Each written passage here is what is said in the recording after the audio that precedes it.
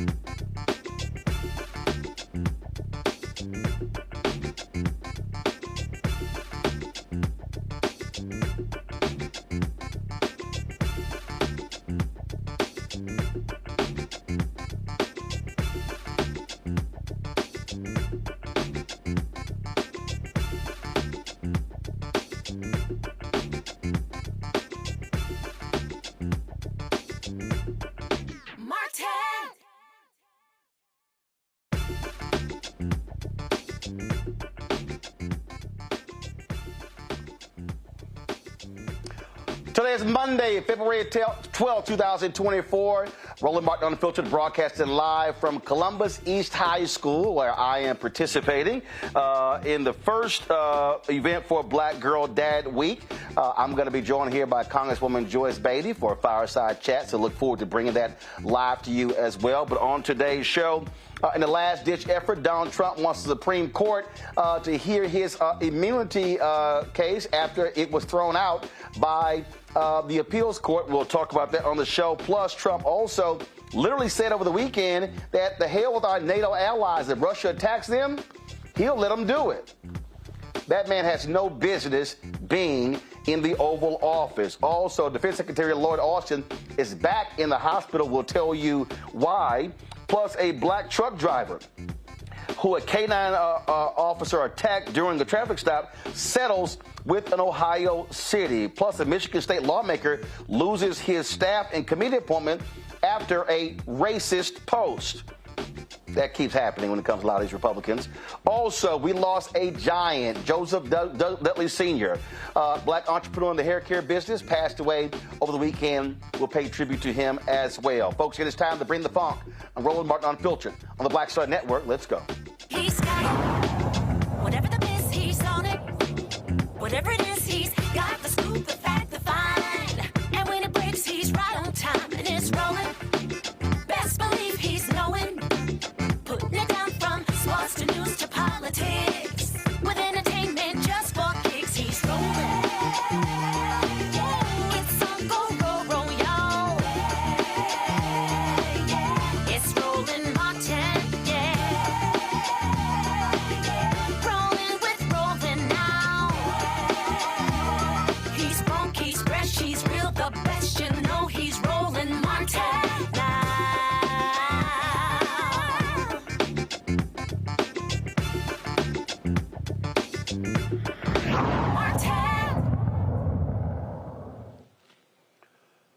Secretary of Defense Llyod Austin, who of course was had a cancer surgery, prostate cancer surgery in December, is back in the hospital due to a bladder issue. This took place over the weekend. It's a non-surgical procedure.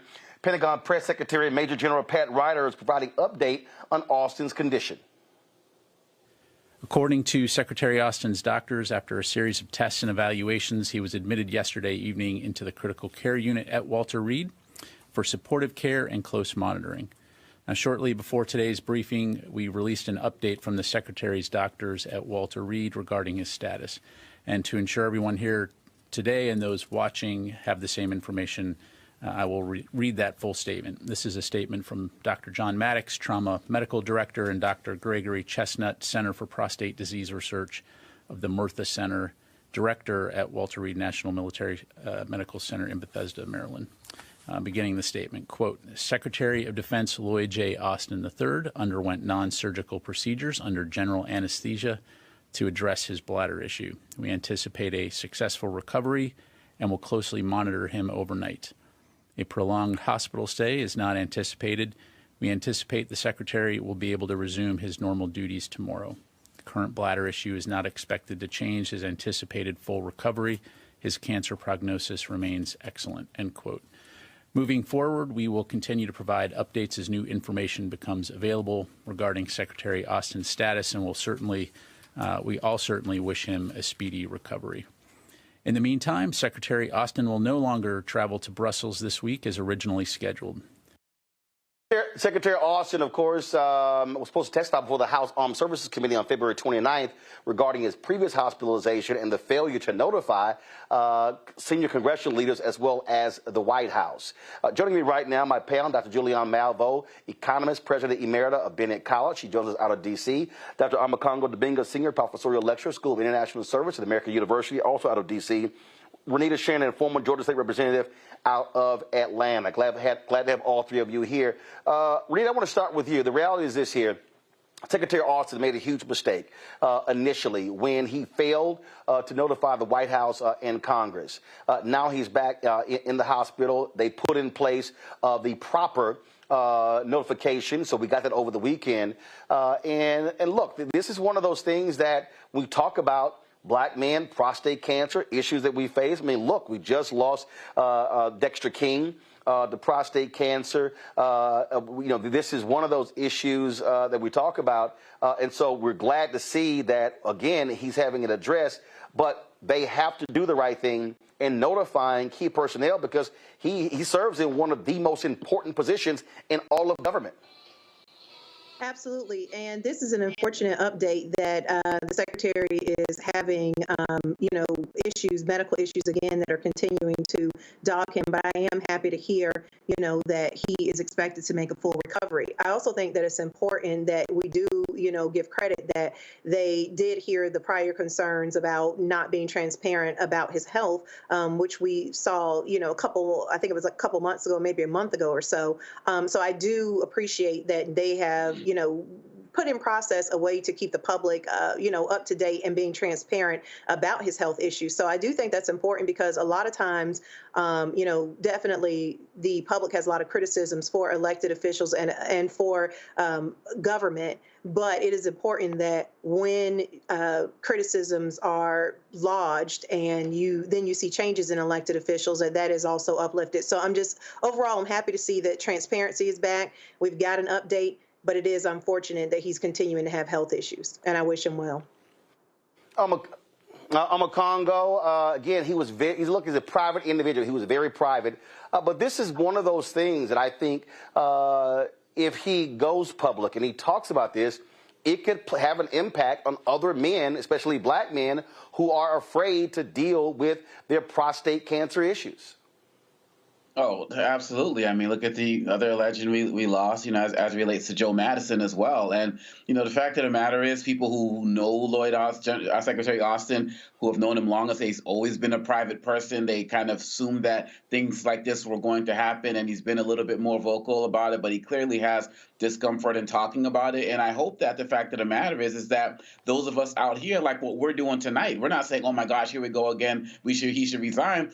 We're using this as a wake-up call for our community. And so given that he is most likely not going to get out and speak up as much on this as we like, we have the ability to amplify his voice and his situation. Because like you said, with Dexter King, and so many others, this is something that we're getting real-time reminders of how serious and deadly this is. And so I hope that we continue to use our platforms to amplify this and speak about the whole totality of this, because other people are saying, oh my gosh, he should resign right now. And given what's happening with the House and Senate right now, they're not even going to confirm someone else. So it's just going to throw more aspects of the government in limbo if he was to do something like that. And I think he's mindful of it. And President Biden is also mindful of it as well. But going off of Vanita's point, the fact of the matter is the most important thing is his health. And we have to use this to make sure that we're amplifying this as another reason, another cautionary tale for us to get out there and get the testing that we need to be able to take care of ourselves and do early prevention. Julian, again, we're glad to see that he is getting the help that he needs. But this is also, frankly, for people out there who are voters, a political issue. Because he's Secretary of Defense, he has absolutely great health care. But you have Republicans in this country who want to get rid of the Affordable Care Act, have no actual replacement. And this is the kind of thing that people need to understand. If Trump wins and if Republicans would control the House and the Senate, they will get rid of the Affordable Care Act. And the reality is that has played a crucial role in African-American being uninsured has dropped tremendously. And now only less than 9% of the country is uninsured. And so, look, they get great free health care, but we've got to make sure that policy-wise we are protecting health care for regular, ordinary citizens. Absolutely, Roland. And not only that, most of us are insured one way or another, but what kind of insurance do we have? I interviewed a woman this morning who leads an organization called RIP Medical Debt. They're buying up people's medical debt because nearly 50% of all Americans have some medical debt. I just had a fall recently, and so I had to get an MRI, make sure I wasn't crazy. They did not confirm that, but I'm okay, which is a blessing. But my copay for the MRI was $700. It's 10% of the cost. Obviously, I had it, thank you, Lord, but everybody doesn't. And the guy said to me, well, you don't have to have an MRI. Okay, I fell, I split my lip, hit myself upside the head. Yes, I needed an MRI. And lots of people, what this woman was saying to me today is that a lot of people have to make that decision. If they're confronted with a decision, you have to pay the copay. They might say, okay, never mind. And that's how we end up with people dying before they should die because they have conditions that they basically could not afford to deal with. So we need better health care, not worse. And the Lloyd Austin story both reminds us about the situation of healthcare in our country, and rolling the organizations called RIP medical debt. They buy up medical debt at pennies on the dollar, and then they send people letters and say your medical debt is taken care of. Isn't that's a beautiful concept? But we have that. We have the whole issue of prescription drugs, and again, if the Orange Man is elected, what will we do about insulin and other things that African American people need? But mostly, as I hear about this story and as I followed it today, I just wish Brother Austin the best. He's an amazing human being who served our country in the military and has served as Secretary of Defense. And although I'm sure that his deputies can do a decent job, what I'm concerned about is where we are internationally. We have a fool who's sicking Russia on our allies. I mean, just an unblemished fool who's doing that. And we still have issues in Ukraine and Israel. And so, while we say all we can about putting Brother Austin's situation in context, we also have to remind ourselves how crucial he is to President Biden at this point in time. Yep. And real quick here, in October, the Consumer Financial Protection Bureau also was looking at devising rules that will remove medical debt from credit reports. And remember, who has adamantly opposed the Consumer Financial Protection Bureau? Republicans. And so I need people to understand that elections, there are many tentacles involved here. And this is a perfect example where, again, elected officials, people in the administration, they get free health care. Americans don't. We got to make sure that we get as close to the same type of health care that they have. And so we certainly wish Secretary Austin good health and a great recovery. Got to go to a break. We'll be right back on Roland Martin Unfiltered, broadcasting live on the Black Star Network from Columbus, Ohio at Columbus East High School. We'll be back in a moment. On the next Get Wealthy, did you know that the majority of households headed by African American women don't own a single share of stock? No wonder the wealth gap continues to widen. Next on Get Wealthy, you're going to hear from a woman who decided to change that. Have been blessed with good positions, good pay, but it wasn't until probably in the last couple of years that I really invested in myself to get knowledge about what I should be doing with that money and how to productively use it. Right here on Get Wealthy on Black Star Network. For the last 15 or maybe 16 years, 18 years, I'll say, since when I moved to LA, I hadn't had a break. I hadn't had a vacation, probably a week vacation here and there. Right. This year, after I got finished doing Queen Sugar and we wrapped it out, because I knew I had 2 TV shows coming on at the same time, so I'm going to take a little break. So I've been on break for the first time, and I can afford it now. Praise God. You know what I'm saying? Right. So I can afford it. I'm like, I can sit back and ain't got nothing to worry about, man. But this was the first time in almost in 2 decades that I've actually had time to sit back and smell the roses.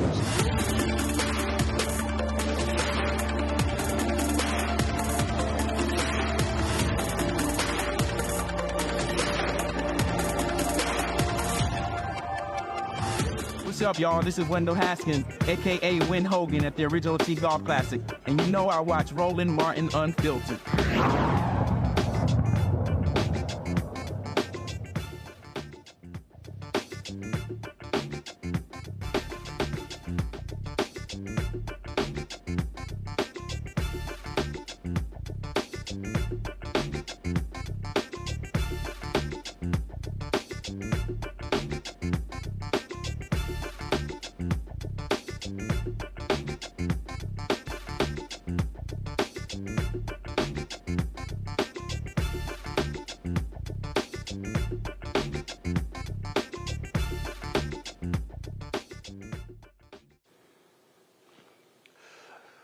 All right, folks, Donald Trump wants the Supreme Court to intervene in the case where he is not getting immunity. Of course, the appeals court ruled on that. So he wants the Supreme Court to rule. Many legal experts expect them not to do so, affirming that 3-0 decision that he does not have immunity now that he is a regular citizen. Now, over the weekend, all these media people were talking about the special counsel's report where he questioned the mental acuity of President Joe Biden, yet they completely ignored the crazy, outlandish, nonsensical, rabid, nutcase stuff that Donald Trump was saying in his rallies. In fact, this is what he said over the weekend with regards to the United States defending its allies in NATO if they were attacked by Russia.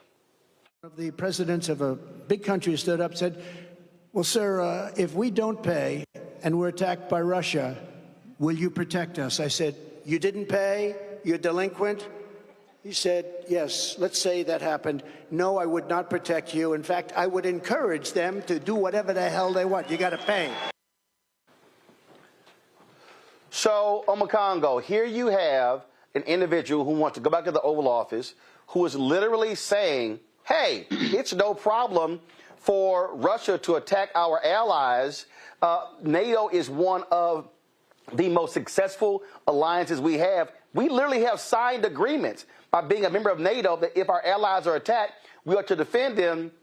We're all these so-called pro-military Republicans who touted Reagan and you know, going after Gorbachev, tear this wall down. It's amazing how Republicans have completely sold out to Putin and Russia. Hey, Lindsey Graham. I mean, you know what's going on, Lindsey? Look, the fact of the matter is that Donald Trump, with his mob boss mentality, he talks about his ideas on NATO like it's some type of protection racket, like we see in the shows. Hey, if you haven't paid up, you know, pay up tonight, or we're not going to break your knees or whatever. That's the type of mentality that he has as it relates to NATO, and the mindset is completely wrong in terms of how he looks at it. And people like Marco Rubio, who are on Jake Tapper this weekend, talks about what we saw what Trump did the first time he was in office when he said similar comments to NATO. Well, back then he had people to help keep him in check. This time around, he doesn't have people to keep him in check if he gets in. And so even if he didn't break away from NATO exactly, all he has to do is agree to not support certain things and fund certain things, and NATO is going to fall apart. This is disgusting and this is despicable. Furthermore, this is also a version of what he said in 2015 about Russia. If you're listening, I hope you can find the emails, right? For Hillary Clinton. That night, the whole Russian bot farm started going into overdrive to help to interfere with the election. This is more incentive for Russia to want to continue its interference into our election in 2024 as well. So now they already wanted him, and now they're more motivated to do this because we know that Trump is not going to do anything to criticize Biden in any way, shape, or form. And some people could say in the United, and the last thing I'll say on this is that he can say that at an audience like that because many people in America on a day-to-day basis don't really know what NATO does or is about in any way, shape, or form. We don't have American civics taught in our schools, and we don't have international history and politics and government taught in our schools as well. So they can hear him and say, yeah, pay your dues, even though he doesn't pay his own dues and his own loans and is in a crazy amount of debt. And so we have to be mindful of the fact that this is also scaring our allies, but we need to speak up here in the United States about why this is important to us, particularly as it relates to Ukraine. Americans are not dying in what's happening in Ukraine right now because we've been supporting Ukraine. And of course, Ukraine's not part of NATO right now, but really at the end of the day, if we lose that, and he's successful in Ukraine, he's going to start going to other places and attacking NATO allies. Then we got American troops and lives on the ground as well, and that's going to be even more problematic for Americans. So we got to get on the good foot now with this and calling him out. Julian, that's why the point Omokongo makes there is so important. I've heard so many black people whine and complain about the amount of money that is spent when it comes to Ukraine. People don't understand a foreign policy. If Russia takes Ukraine, then Putin has made it clear he is going to go after other countries that are part of the NATO alliance. He wants to put back together the Soviet Union, which was broken apart, that Soviet bloc. If any NATO country is attacked, we are obligated to get involved. What does that mean? American troops on the ground. So when you see the funding take place now by Congress, that's actually cheaper than Americans being involved. And so I think people need to understand that this is not just, Ukraine and Russia. This is literally an effort by the United States and other countries to keep Putin from taking a country and then going to take other countries. Precisely. I mean, we have to keep Putin in check. What Putin wants is World War III. And you've seen all the things he's doing to basically push conflict, any kind of conflict. And he said things, and the problem is not just Putin. Putin's going to be Putin, but Trump and Putin have been in bed with each other, not literally, just figuratively, for a long time. He and the two of them have been in an unholy alliance for a very long time. And I don't know what Trump's end game is. I think we can all agree that his sanity quotient is very low. He has an antipathy for the United States because he doesn't get his way. He has an antipathy for our military. The comments that he made this weekend about Nikki Haley's husband, men serving in the military, were reprehensible, but he makes reprehensible mistakes all the time, but not mistakes. They're not mistakes for him, but he does this all the time. But back to Ukraine. Let's talk about what staying out of Ukraine would cost. In the short run, we'll save a little money. In the short run, that is probably 2 quarters, because if we don't help Ukraine, Putin takes Ukraine. Then we have a ground war where American troops will be going over there. What do we know about these troops? A disproportionate number of them are African-American men and women. We know that they will be going over there. We know that there will be losses. When you have a ground war, you lose people.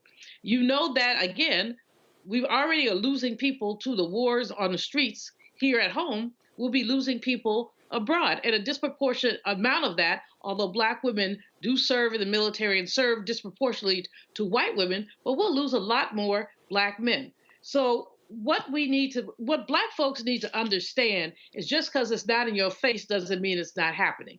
Unfortunately, as Omekongo has said, and he's absolutely right, when we don't teach civics, we don't understand foreign policy. But foreign policy suggests that the United States has been a world leader. Our role certainly is waning, but it's not gone. And we have to be the ones, we're the only ones in the world who can hold the line on Putin. So this nonsense that the Orange Man is spouting about if you don't pay your NATO dues, Russia can do whatever they want with you. I mean, that's beyond reprehensible. It's disgusting, and it's inviting war. But what we know about that is these countries have been our allies: France, Germany, Spain, and we can go down the list. The 4 countries in the former Soviet Union who have now joined NATO. Turkey, who's always on some kind of economic backslide. All of these countries, some of them can't afford to pay their NATO dues. Others could do better and should be pressured to do so. But to say you don't pay your dues, you don't get anything, I hate to borrow Omekongo's analogy, but I can't think of a better one. It's like the mafia saying, don't pay up, we'll break your legs. But we do know that certain people, the Orange Man, perhaps, never mind, I'm not going to go there. What I'm going to say is American citizens must be responsible. If we choose to not have the leadership role, understand what the consequences are. Renita? Well, I would say do not underestimate what Trump is doing here in his election speech. A lot of you have said things like people who think this way don't understand foreign policy, and that's not what's really going on. He's playing to the new sentiment, which is bipartisan, I would add, a growing sentiment of people feeling like that they don't want the United States to be the policeman of the world and that we should mind our business more and have foreign involvement a little less. And so this is really tricky what he's doing because he's playing on that sentiment. But what people really need to pay attention to what he's saying is he's playing off that sentiment, but he's also going really far to basically outright just support Russia. And so with this being a Black news show, what Black folks need to key in on is that Russia has absolutely nothing good for us. So the United States, through a Trump candidacy and Trump presidency becoming closer with the likes of Vladimir Putin, has nothing good in store for us because we know that Vladimir Putin is absolutely great with white nationalist views. We know that the disdain that Putin has had for Black folks and that a lot of his policy reflects that, especially with the authoritarianism that he uses to rule Russia. And so I think that this is very tricky what Trump is doing because politically he is taking advantage of a growing sentiment, and Democrats have got to have a very specific and tactical way to parse out what he is really saying versus feelings that they may have around foreign policy at this time. All right, folks, hold tight 1 second. When we come back to Columbus East High School, I'll be chatting with the Congresswoman from this district, Congresswoman Joyce Beatty. She'll join us right here on Roland Martin Unfiltered on the Black Star Network. Don't forget to support us in what we do, folks. If 20,000 of our fans, our goal is to get them to contribute on average $50 a year. That's $4.19 a month. That's 13 cents a day. That raises about $1 million. I told y'all we're fighting a good fight with these ad agencies, trying to get them to spend more than 0.5 to 1% with black-owned media. Some $340 billion is spent every year on advertising, and literally black-owned media is getting no more than 1%. And so we are doing all that we can to change that. So your support is critical for us to do what we do. So please do so by sending your check and money orders. All the old school folks, P.O. Box 57196, Washington, D.C., 20037-0196. Cash App, $RM Unfiltered. PayPal's R Martin Unfiltered. Venmo is RM Unfiltered. Zelle, Roland at RolandSMartin.com. Roland at RolandMartinUnfiltered.com. Also, be sure to get a copy of my book, White Fear, How the Browning of America is Making White Folks Lose Their Minds. Available at bookstores nationwide. Get the audio version, which I read on Audible. Also, download the Black Star Network app, Apple phone, Android phone, Apple TV, Android TV, Roku, Amazon Fire TV, Xbox One, Samsung Smart TV, and be sure to watch our 24-hour, 7-day-a-week Black Star Network Fast channel. We're available on 4 different platforms, Amazon News, so go to Amazon Fire, and you can check us out. You can tell Alexa, play news from the Black Star Network, and that will happen. You can also go watch us on Plex TV, Amazon Freevee, Amazon Prime Video. We'll be right back. Hatred on the streets, a horrific scene, a white nationalist rally that descended into deadly violence. White people are losing their damn minds. As an angry pro-Trump mob storms the U.S. Capitol, we've seen shooting. We're about to see the rise of what I call white minority resistance. We have seen white folks in this country who simply cannot tolerate black folks voting. I think what we're seeing is the inevitable result of violent denial. This is part of American history. Every time that people of color have made progress, whether real or symbolic, there has been what Carol Anderson at Emory University calls white rage as a backlash. This is the rise of the Proud Boys and the Boogaloo Boys. America, there's going to be more of this. Here's all the Proud Boys, guys. This country is getting increasingly racist in its behaviors and its attitudes because of the fear of white people. The fear that they're taking our jobs, they're taking our resources, they're taking our women. This is white fear.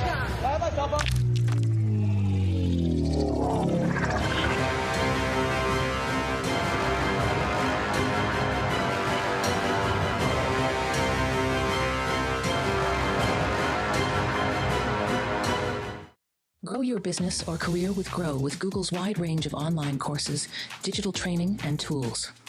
Gain in-demand job skills with flexible online training programs designed to put you on the fast track to jobs in high-growth fields.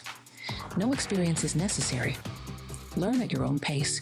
Complete the online certificate program on your own terms. Stand out to employers, get on a path to in-demand jobs, and connect with top employers who are currently hiring. Take one professional career certificate program or all 6. Earn a Google Career Certificate to prepare for a job in a high-growth field like data analytics, project management, UX design, cybersecurity, and more. All professional career certificate programs must be completed by December 31st, 2024. Scan the QR code to complete the application. There are 1,000 scholarships available. Grow with Google and J. Hood and Associates. Be job ready and qualify for in-demand jobs. Hey, what's up, y'all? I'm Devon Franklin. It is always a pleasure to be in the house. You are watching Roland Martin Unfiltered. Stay right here.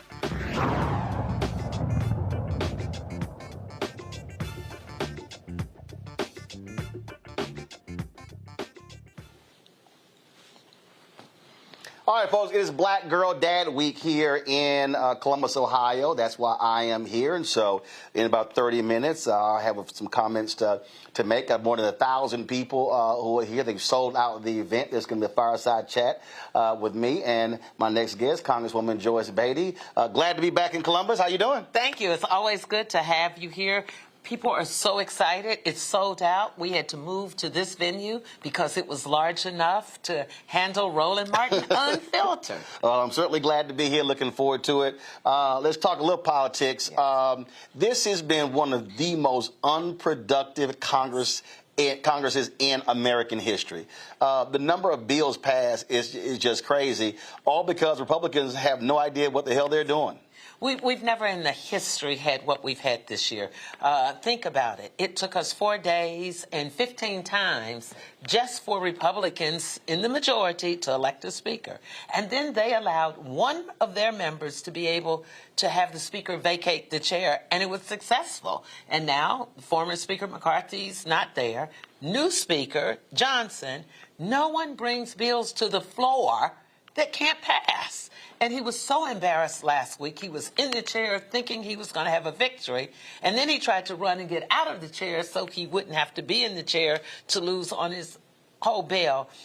It's chaotic. It's unreal. It would be funny if it weren't so serious about what we're missing out. Well, and some of the critical bills, if it wasn't for Democrats, the spending bill wouldn't have actually happened because Republicans all voted against it. And the good thing about Hakeem Jeffries, who's our leader and certainly who I am saying is going to be our next speaker, he understands democracy. He understands what is at stake. So he could say, well, we're just not going to vote on anything because they're in charge. But he meets with us and he talks about responsibility and accountability. And then he'll talk about little black children and what we're doing for diabetes, for example, and Medicare and Medicaid. So he says, we're going to do enough to make sure that we save this nation and that people can still continue to live healthier lives. You mentioned hoping he becomes the next Speaker of the House. It only happens if Democrats take control of the House. Yes.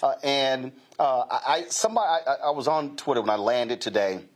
And some sister posted, so we're not going to vote in November. And I said, that's literally one of the stupidest things in the world. And what I keep trying to explain to people is that literally there are binary choices. At the end of the day, no matter where you live, when it comes to the House or the Senate, or even for the president, it's going to be a Democrat or Republican. Absolutely. And when I hear people who are complaining, who say, oh, man, you're just trying to get us to vote Democrat, I'm like, no, I'm trying to get you to understand what are the policies.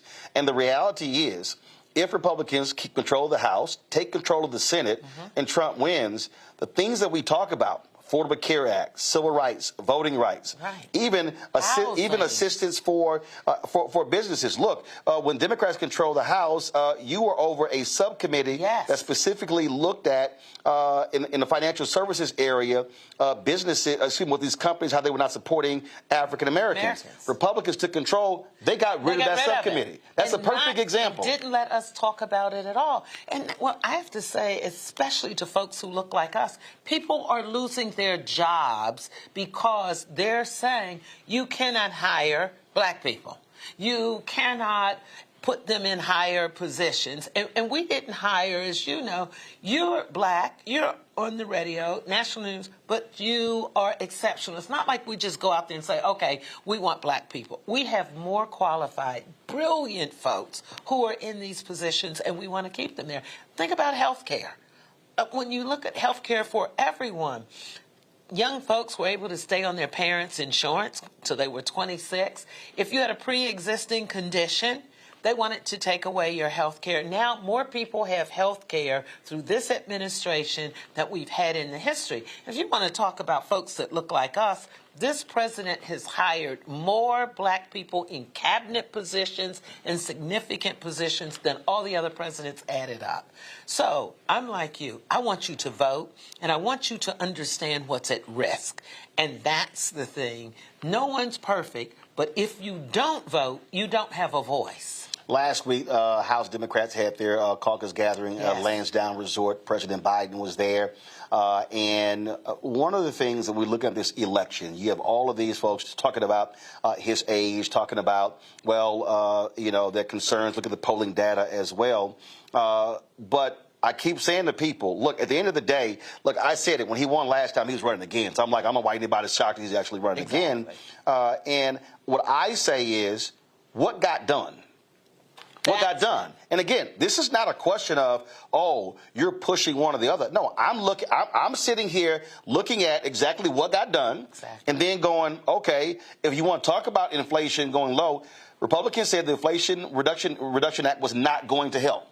It did. Well, when you talk about the massive programs, President Biden was out today talking about 46,000 projects right now are happening all across the country, and those things are as a result of Build Back Better. And so I tell people that if there are things that you want that didn't get done, understand that's why you have another election. The notion that I didn't get everything I wanted in 4 years is nonsensical. Conservatives waited 40-plus years to get rid of Roe v. Wade. They voted every election since the early 70s to get rid of Roe v. Wade, and they were able to do so when Trump got 3 Supreme Court justices. There it is. And people have to understand that. And, Roland, that's what's so good about your show. You break it down so people can understand what's happening. And I think we have to do a better job of bragging. There's a young guy. Plies, yeah. And he is so accurate. You know, we know the things we know because we go and tell people. But what we don't know, the money to HBCU colleges. $6.5 billion. The money that we've put in that now little children can get on the internet. We put that in the infrastructure bill. So if we don't go out and brag, diabetes, and especially for folks in this community that we're in tonight, at one time, black men in Columbus had the highest death rate related to being diabetic. To get your insulin, in some communities, $400 up to $800 a month. Now, this administration has capped it at $35 a month. Those are the things that we have to continue to brag about. And again, so I'm here. So since we're in Ohio, you mentioned HBCUs. So I just want people to understand Central State University, as a result of the work, received $57.9 million through all of these various programs from Congress. Wilberforce, another HBCU, got $33.7 million. Yes. If you don't have Congressman Bobby Scott on the Education Committee and Democrats, those two HBCUs in this state don't get $90 million. Exactly. And if you look at states like South Carolina, where they have 8 HBCU colleges, they all receive more money than they've ever received in the history. Now, well, for folks, see, okay, so Allen, you mentioned South Carolina. Allen got $40.6 million. Benedict got $88.3 million. Claflin, give me 1 second.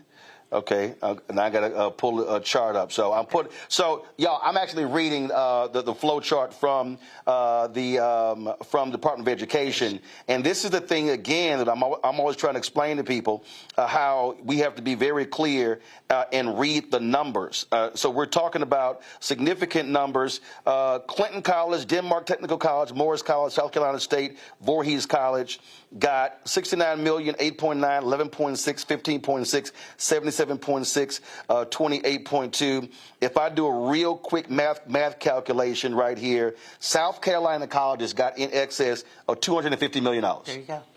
And these are the things that we have to talk about, because that provides research, infrastructure, but also scholarships for our young folks to go to college. The Pell Grant.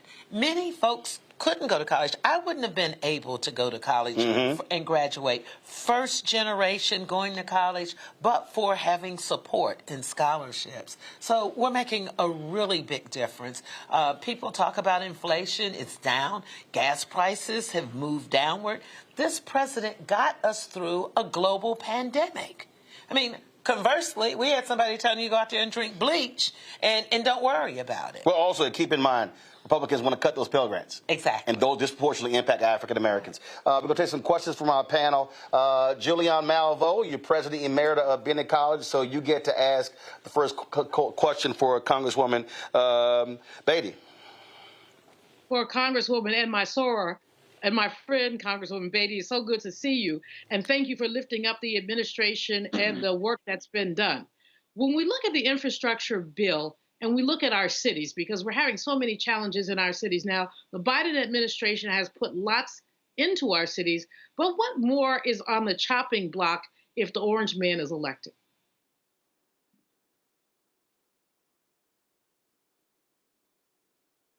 and thank you for all the work that you're doing there. Everything is on the chopping block. When you think about in the last decade or so, we have never had the infrastructure bill to not be a bipartisan bill. It wasn't even an issue. We went in, it's infrastructure, it's roads and bridges, and we would vote on it. With this administration, not only did we do roads and bridges and rail, but we put infrastructure in there. We put the internet in the infrastructure bill. So children could be better educated and they could matriculate in school because they could do their homework. Now, I personally believe they want to take away what we read. They want to take away having the internet because they know when we are educated and we have information and facts, we become like a Roland Martin, or we become just like you. We can go out and articulate what we stand for. It's so important for us to vote to keep all of these accomplishments. We've never allocated $1.2 trillion until we did this infrastructure bill that came over as a bipartisan bill from the Senate. But I just want to tell you how proud I am of the Congressional Black Caucus, because when we were trying to work it out, I'd like to say in our family, the Democratic family, it was the Congressional Black Caucus that put the plan together, went back to our members, got enough votes. Nancy Pelosi took it to the floor, and we got the infrastructure bill. And it's making a difference. Now, what should we do with messaging? And I just saw it last week that President Biden went and put "this bridge is here" and signed it, because that's what Trump did. All those letters, anybody listening, it's called bragging. All those letters you got that Trump put his name on the check and on that happened because Democrats were in control of the House, and then they take credit for it. We have members in Congress that voted against every bill, but then when the monies come back, they go out there and cut the ribbon, and they say to all the folks, look what I've done in our community for you. And they voted against infrastructure. They voted against health care. They voted against education dollars. So what can we do? What's it say? Telling our stories. Letting people understand in simple language what we've done. And let's go get the job finished. Congo, your question. Representative Beatty, thank you so much for all of the great work that you're doing. I'm seeing that you are there organizing Black Girl Dad Week. And so my question is about the youth vote. What are you seeing as it relates to young people that is resonating with them, that maybe get them interested in getting out and voting? Because clearly you're doing work of young people in the community. What are you seeing? Well, one of the things like the program and Roland being here tonight, we're including them more. We need to make sure that they understand not only that they have a vote, but their vote is appreciated and recognized. And we have to make changes. We have to go out and say to them, what is it that you want to see? And let me just tell you, I have an office every day that young folks come in. I have people work for me that are in their 20s, and they are very sophisticated. They understand technology, and they'll tell us, make it simple, get to the point, don't lecture to us. Also, regurgitate what they're telling us. And Roland does that so well. We're having daughters and fathers. A couple weeks ago, the brothers got together and had real talk. And let me tell you why I know this will work.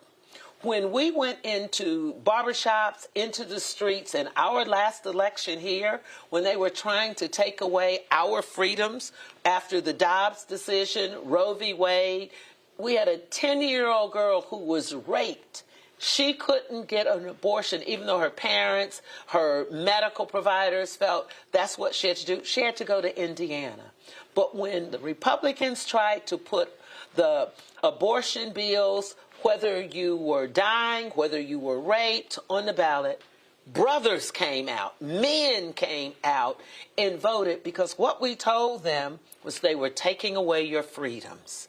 They want to take away what you can read. They want to take away where you can live. And so we have to go old school. We have to go back to the streets. We have to make sure our voices are heard. And I'm seeing young folks, and I think I'm going to give a lot of credit, although I'm known for saying we were doing Black Lives Matters back in the 60s. But I had a great appreciation for their artistic art with Black Lives Matters. They're very political. The young folks have come together now with those who are a little more seasoned, almost like how, if you think about Martin Luther King and John Lewis and Jesse, they were all very, very young. Right.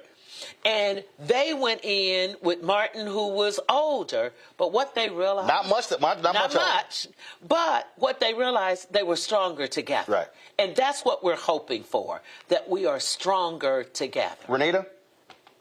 Representative Beatty, thank you for all of your hard work. Just a quick question. So I served in the Georgia House of Representatives for 6 years. I'm sure, as you know, and I learned campaigning, voters don't care a lot about things that they can't tangibly feel in their everyday lives. So there are a lot of things that elected officials do, like infrastructure, things like that, where you're not really going to get any points with voters if a bridge doesn't crumble. But if it does, you're going to be horribly in trouble. What are you going to tell voters in Ohio, as I assume you're probably up for re-election too? What are you going to tell voters as to what are the tangible things that you have seen from the Biden administration, things that they can feel in their everyday lives, like the capping of insulin? Because that is a big one. That's easy for voters to understand, and that's generally what voters vote on, are things that directly impact their lives. What sort of list are you going to be repeating to voters? And I think you hit it. The internet goes over well when we tell them, because there are a lot of people who can't get on the internet or they don't have the equipment. So when we tell them about in rural and inner city areas. Exactly. So when we use words, we don't say broadband and all the technology. We have to say, look, you're going to now be able to get on the internet. You're now going to be able to have $35 a month for insulin. We talked about HBCUs. Whether you go to college or not, people understand Black colleges need money. And so when we say it in simple terms, food, housing, when we talk about Medicare, I say your grandmother or your mother, if they're a little older, taking away how they are taken care of if they have to go to the hospital. It's all the things we're doing, but we're learning to brag and package it a lot different. We tell them that we're putting people over politics, because you're right. Some young folks don't want to hear, oh, politics, that's just politics. It doesn't affect me. And so when we say people over politics, we're putting you first. We think that it's making a big difference. And to that point, 1,000-some people coming out tonight because young people came together and said, we want to hear your stories.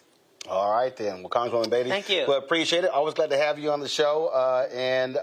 You know, I tell people all the time, all CBC members have an open invitation to come on the show. Not all take it, but you definitely will hit me up and say, hey, I got something to say. Let's go. That's right. All right. Well, glad to be here. Folks, y'all can check out our fireside chat in about 20 minutes. We will be live streaming it right here on the Black Star Network. See, when you own it, you can do that. All right, I appreciate it. Thank you. All right, we come back. We're going to talk about Black Girl Dad Week next. Roland Martin Unfiltered on the Black Star Network. Next on The Frequency, we have an incredible conversation with my guest, Nadira Simmons, talking about her new book, First Things First, Hip-Hop Ladies That Changed the Game. The founder of Gumbo Net tells us the stories behind the women in hip-hop. Starting with the first woman that promoted the hip-hop party to Megan Thee Stallion. There's even a chapter on me. Thank you so much for including me in there. It's just so you had to be in there. That's next on The Frequency on the Black Star Network. When you talk about blackness and what happens in black culture, we're about covering these things that matter to us, speaking to our issues and concerns. This is a genuine people-powered movement. There's a lot of stuff that we're not getting. You get it, and you spread the word. We wish to plead our own cause. Too long have others spoken for us. We cannot tell our own story if we can't pay for it. This is about covering us. Invest in black-owned media. Your dollars matter. We don't have to keep asking them to cover our stuff. So please support us in what we do, folks. We want to hit 2,000 people, $50 this month, raise $100,000. We're behind $100,000, so we want to hit that. Y'all money makes this possible. Check some money orders. Go to P.O. Box 57196, Washington, D.C. 20037-0196. The Cash App is $RM Unfiltered. PayPal is R Martin Unfiltered. Venmo is RM Unfiltered. Zelle is Roland@RolandSMartin.com. On the next A Balanced Life with me, Dr. Jackie, we're talking about leveling up, or to put it another way, living your very best life. How to take a bold step forward that'll rock your world. Leveling up is different for everybody. You know, I think we fall into this trap, which often gets us stuck because we're looking at someone else's level up journey, what leveling up means to them. For some, it might be a business venture. For some, it might be a relationship situation, but it's different for everybody. It's all a part of A Balanced Life. That's next on Black Star Network. Bruce Smith, creator and executive producer of the Proud Family, Louder and Prouder, and you're watching Roland Martin Unfiltered.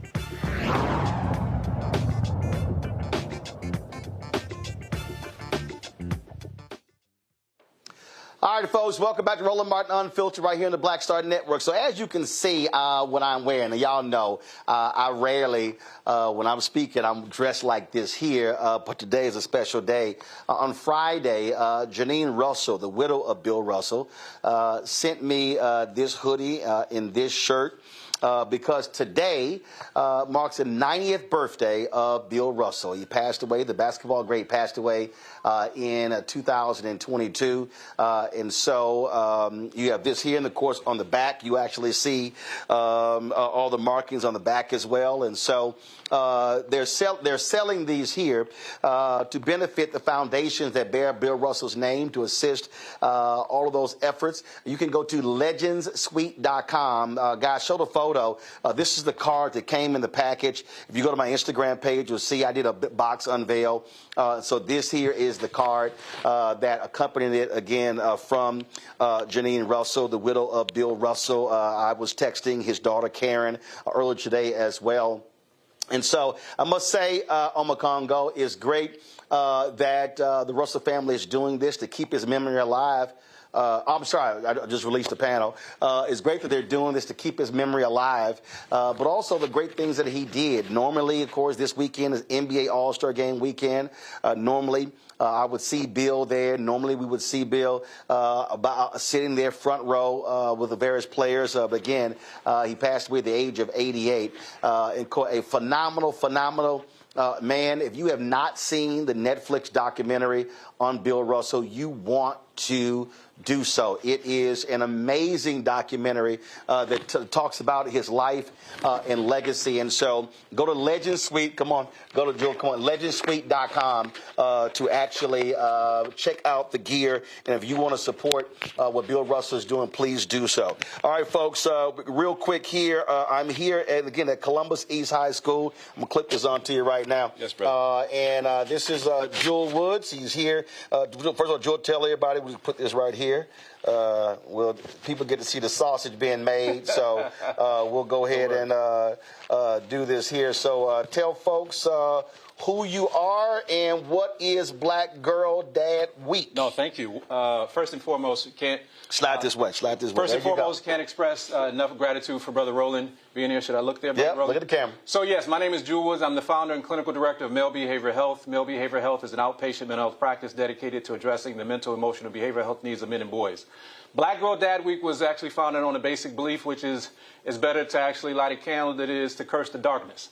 And so while the statistics might show that there's a lot of single-parent households in the African-American community, the reality is there's a bunch of brothers that are pouring into their children. And so we wanted to elevate, amplify, and actually create a platform for that. So the first thing that we did was when I knew, Brother Roland, that Roe v. Wade was actually going to be overturned. Felt like that there was a need to create space for black men to figure out how they can support women, black women and black girls. So I reached out to your sister that you know, Sister Stephanie Rollins Blake, and said, hey, I'd like to create a space for us to talk about how black men can support black women political leaders. She said she was down. Right after that, I reached out to Brother Tony Porter. I should be talking to you, not just go ahead. You can talk to me. That's fine. Who's a very, very serious brother, beautiful brother. And once we actually had that, the reality was, you know, when you're talking about mental health or those things, politics is all heavy. So we said, let's do something that's actually fun, allow folks to have a good time. So that's where we came up with the idea of Black Father-Daughter Dance at COSI. So this is our second year. Last year we had about 700 brothers there showing up and showing out, had a great time. We expanded that, so now it's an entire week. So Monday is taking. Y'all got stuff all week. All week long. So tomorrow we have Take Your Daughter to School Day, and this is citywide. Wednesday is Take Your Daughter to Work Day. With the Columbus Chamber of Commerce. Wednesday, that's Wednesday. Thursday is a call to men, community conversation. Friday is we focus on healing and reconciliation. So we're doing this talk called Forgiven, me and another clinical psychologist, brilliant sister. Saturday is the Big Father-Daughter Dance, sold out twice already. Unfortunately, got like several hundred on the wait list. And that's a good thing. It's a good thing, but, you know, it breaks my heart to be telling folks who can't do that. Right. And Sunday, we top it all off with Black Love and Black Relationship. We're going to have Sister Terry McMillan here to kind of anchor that conversation. So I don't want to speed past Saturday because, again, you said, so how many folks are signed up for Saturday? Literally on the wait list, we have last time I looked, it was 580 people. 500 on the wait list. How many people make the cut? 800. And so the reason I think that's important, even though you don't have the space, what it shows all of these people out here who suggest that black men are not involved in lives of their children, that's a flat-out lie. It's a flat-out lie. And the reality is, all we're doing is allowing brothers to actually be seen in ways that they already are doing the work. And so the message for black men is not just that you need it, but that you want it. Because every black woman was a girl one day, just like every black man was a boy one day. And so creating space for brothers to simply, and this is a community issue, right? We have got to change the narrative. We cannot figure this out. We're not going to move forward if black men and black women are not supporting each other. So this just simply gives space for that. And I think that thus far it's resonated. And other cities are actually looking into it as well. And it's also, again, what I convey to folk, it's also not just a question of if you are the biological father. The reality is, I mean, I've raised 6 of my nieces on different occasions. And again, so whether you're an uncle, whether you are a godfather, you can play a critical role in the life of a young girl or a young boy. Absolutely. And so we focus on fathers and father figures, right? Because it's fathering, right? And parenting is not the same thing as just being an adult. And so the real question becomes, how can we actually help to allow these brothers, and I can just say it, I see it in clinical practice all the time. So brothers say, how do I be a good father? Right? Sometimes you have to break that down. How much time are you spending? You talk about the importance of reading, right? Are you spending time reading? Just those qualitative moments. And them seeing you read. Yes, and those qualitative moments. And the reason why I say that this has been, I think, impactful is, truth be told, is that there's never really been an opportunity for men, particularly black men, to figure out where they can support their daughters. So, for example, last year, Brother Roland, we had our Take Your Daughter to School event at Columbus City School for Girls. Incredible leadership. They had never invited the fathers there. It's an all-girls school, right? And so you had fathers for the first time show up to the school and had this conversation about, right, how do we actually do this? And so that's what we're talking about, right? Just creating space for guys. Because sometimes, you know, our wives or partners just say, show up somewhere, right? We don't know what we're doing, but we know we put in the work.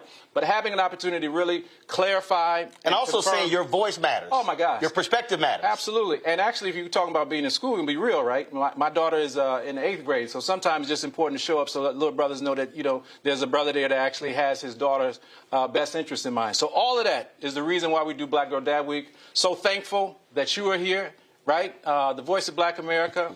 And it means the world to us. So we are super excited. We plan to get bigger and better. And it's about community impact. And I'll say this last thing. So we've moved past the point right now where it was all, last year was about proof of concept. This year it's about community impact. Like how many black males can we get involved in PTOs and PTAs? There we go. How many black males can we get to register for some of these political organizing groups? For the companies, how many companies are going to go on record and say we are actually going to sponsor the careers of black women, black girls? So this year is about impact, and so I'm excited how we move forward. That is awesome. Glad to hear it. Now, for the people out there, so you said people are interested in this here. How can they get in contact with you? It might be somebody in another city who says, man, I would love to do that here. Yes. BlackGirlDadWeek.com. Please go to BlackGirlDadWeek.com. You can also look at BlackFatherDaughterDance.com. Those are just 2 little websites that will direct you to us. and we love to have that conversation. Right? Cool. Absolutely. All right, folks, we got to go, so we're done with the show. So we've got to move from here. We're going to go sit up in the auditorium. We're going to live stream my comments and also the fireside chat with Congresswoman Joyce Beatty. I told y'all this is why black ownership matters. How many times have I told y'all that things like this happen all across the country? Guys, pull the music down. I need you to pull the music out. Kill the music. Kill the music. Okay. I've told y'all numerous times, because if you heard what Joel said, he said, change the narrative. The person that controls the narrative determines the narrative. NBC News Black dropped a story today where it said that although African Americans watch more television, not necessarily a positive thing, depending upon what we watch, anybody else, they're not happy with how mainstream media portrays us. And so I keep telling y'all, there are events like this that happens all over the country that you never hear about. Mainstream media never shows up. Local TV stations don't show up. Network stations don't show up. But I guarantee you, if there was an outbreak of pregnant black girls in the high school, they'll show up. I can guarantee you if there was a mass shooting, they'll show up. And so the reason black-owned media matters is because, and the reason I created the show on the network is to be able to showcase these type of things. So not just me coming here and participating as a speaker, but wherever I go, my cameras follow. And so when we tell you why you have to support black-owned media, support this show on the network, this is a perfect example. I could have easily said, hey, let's just get a guest host for the second hour and talk about some other stuff. We're going to actually broadcast that portion of it. And so when I ask y'all to support, this is exactly what I'm talking about. And so please do so again. So we're going to tell you how to support the show. Then we're going to go set up. Remember, all people out there who tell me they can't stand technology, y'all still seeing checks and money orders. They can do so. P.O. Box 5719. They do. I get about 30 or 40 a week. They say, I don't trust the rest of that stuff. P.O. Box 57196, Washington, D.C. 20037-0196. Cash App, $RM Unfiltered, PayPal, R Martin Unfiltered, Venmo is RM Unfiltered, Zelle, RolandSMartin.com, RolandMartinUnfiltered.com. We're going to go to a break. When we come back, we'll be from the auditorium, folks, sold out, more than 1,000 people. Ain't no room. People were texting me. I was like, y'all, I can't help you. I can't help you. They out. And so we'll be right back in a moment right here on Roland Martin Unfiltered on the Black Star Network, live from Columbus East High School. Back in a moment. Next on the Black Table with me, Greg Carr. Immigrants lured off Texas streets and shipped to places like Martha's Vineyard and Washington, D.C. Believe it or not, we've seen it all before. You people in the North, you're so sympathetic to black people, you take them. 60 years ago, they called it the reverse freedom rides. Back then, Southern governors shipped black people north with the false promise of jobs and a better life. It's a part of a well-known playbook being brought back to life. So what's next? That's next on the Black Table, a conversation with Dr. Gerald Horne about this issue of the reverse freedom rides, right here on the Black Star Network. On the next A Balanced Life with me, Dr. Jackie, we're talking about leveling up, or to put it another way, living your very best life. How to take a bold step forward that'll rock your world. Leveling up is different for everybody. You know, I think we fall into this trap, which often gets us stuck because we're looking at someone else's level up journey, what leveling up means to them. For some, it might be a business venture. For some, it might be a relationship situation, but it's different for everybody. It's all a part of A Balanced Life. That's next on Black Star Network. Next on The Frequency, we have an incredible conversation with my guest, Nadira Simmons, talking about her new book, First Things First, Hip-Hop Ladies That Changed the Game.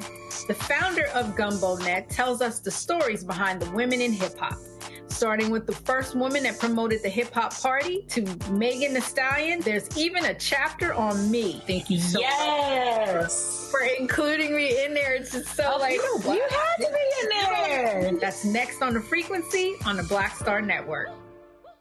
For the last 15 or maybe 16 years, 18 years, I'll say, since when I moved to LA, I hadn't had a break. I hadn't had a vacation, probably a week vacation here and there. Right. This year, after I got finished doing Queen Sugar and we wrapped it out, because I knew I had 2 TV shows coming on at the same time, I said, I'm going to take a little break.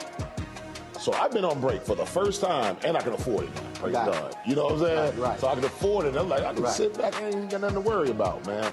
But this was the first time in almost in 2 decades that I've actually had time to sit back and smell the roses.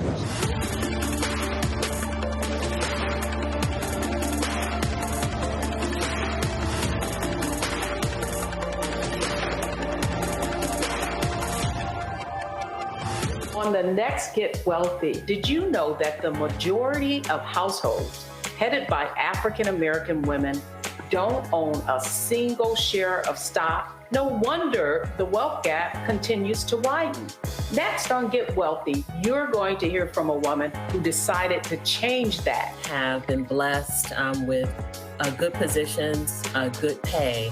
But it wasn't until probably in the last couple of years that I really invested in myself to get knowledge about what I should be doing with that money and how to productively use it. Right here on Get Wealthy on Black Star Network. I'm Faraji Muhammad, live from LA. And this is The Culture. The Culture is a two-way conversation. You and me. We talk about the stories, politics, the good, the bad, and the downright ugly. So join our community every day at 3 p.m. Eastern and let your voice be heard. Hey, we're all in this together. So let's talk about it and see what kind of trouble we can get into. It's The Culture. Weekdays at 3, only on the Black Star Network. Grow your business or career with Grow with Google's wide range of online courses, digital training, and tools. Gain in-demand job skills with flexible online training programs designed to put you on the fast track to jobs in high-growth fields. No experience is necessary. Learn at your own pace. Complete the online certificate program on your own terms. Stand out to employers, get on a path to in-demand jobs, and connect with top employers who are currently hiring. Take one professional career certificate program or all 6. Earn a Google Career Certificate to prepare for a job in a high-growth field like data analytics, project management, UX design, cybersecurity, and more. All professional career certificate programs must be completed by December 31st, 2024. Scan the QR code to complete the application. There are 1,000 scholarships available. Grow with Google and J. Hood and Associates. Be job ready and qualify for in-demand jobs. When you talk about blackness and what happens in black culture, we're about covering these things that matter to us, speaking to our issues and concerns. This is a genuine people-powered movement. There's a lot of stuff that we're not getting. You get it, and you spread the word. We wish to plead our own cause. Too long have others spoken for us. We cannot tell our own story if we can't pay for it. This is about covering us. Invest in black-owned media. Your dollars matter. We don't have to keep asking them to cover our stuff. So please support us in what we do, folks. We want to hit 2,000 people, $50 this month, raise $100,000. We're behind $100,000, so we want to hit that. Y'all money makes this possible. Checks and money orders go to P.O. Box 57196, Washington, D.C. 20037-0196. The Cash App is $RM Unfiltered. PayPal is R Martin Unfiltered. Venmo is RM Unfiltered. Zelle is roland@rolandsmartin.com.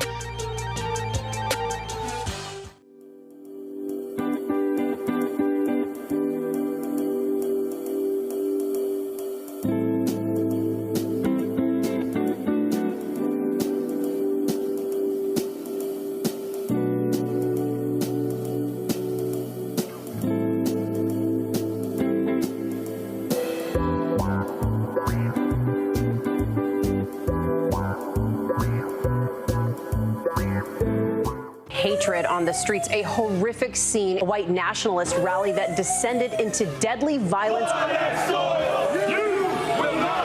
White people are losing their damn minds.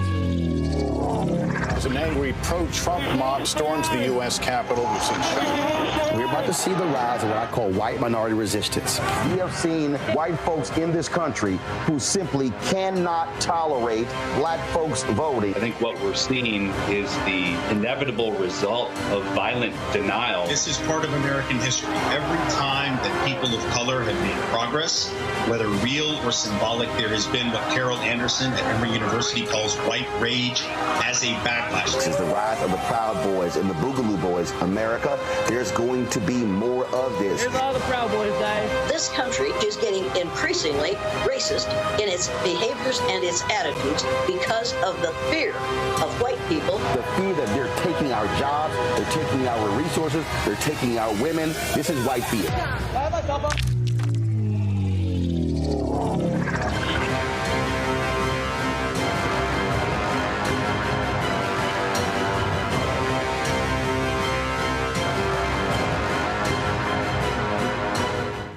A new year for a new you. Curl Prep Natural Hair Solutions at curlprep.com is an amazing organic line for curls, locks, braids, twists, and even those wigs and extensions. Women, men, and children are loving this line.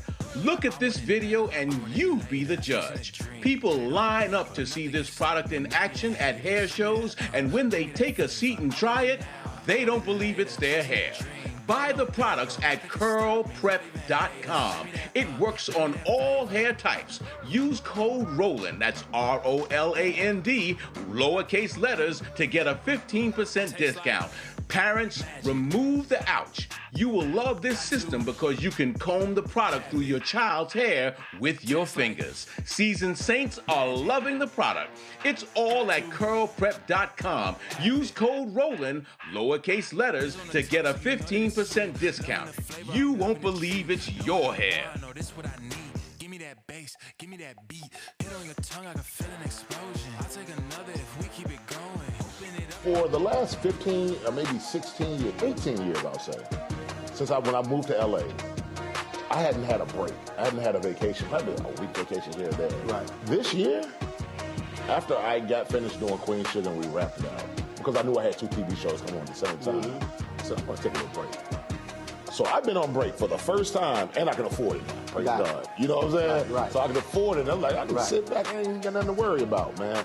But this was the first time in almost in 2 decades that I've actually had time to sit back and smell the roses.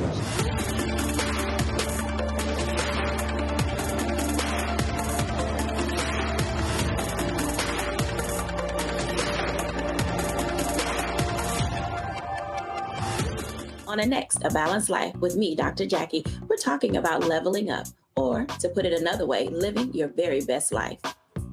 How to take a bold step forward that'll rock your world. Leveling up is different for everybody. You know, I think we fall into this trap, which often gets us stuck because we're looking at someone else's level up journey, what leveling up means to them. For some, it might be a business venture. For some, it might be a relationship situation, but it's different for everybody. It's all a part of A Balanced Life. That's next on Black Star Network.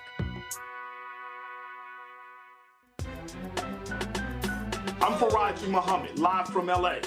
And this is The Culture. The Culture is a two-way conversation. You and me. We talk about the stories, politics, the good, the bad, and the downright ugly. So join our community every day at 3 p.m. Eastern and let your voice be heard. Hey, we're all in this together. So let's talk about it and see what kind of trouble we can get into. It's The Culture. Weekdays at 3, only on the Black Star Network. Next on the Black Table with me, Greg Carr. Immigrants lured off Texas streets and shipped to places like Martha's Vineyard and Washington, D.C. Believe it or not, we've seen it all before. You people in the North, you're so sympathetic to Black people, you take them. 60 years ago, they called it the reverse freedom rides. Back then, Southern governors shipped Black people north with the false promise of jobs and a better life. It's a part of a well-known playbook being brought back to life. So what's next?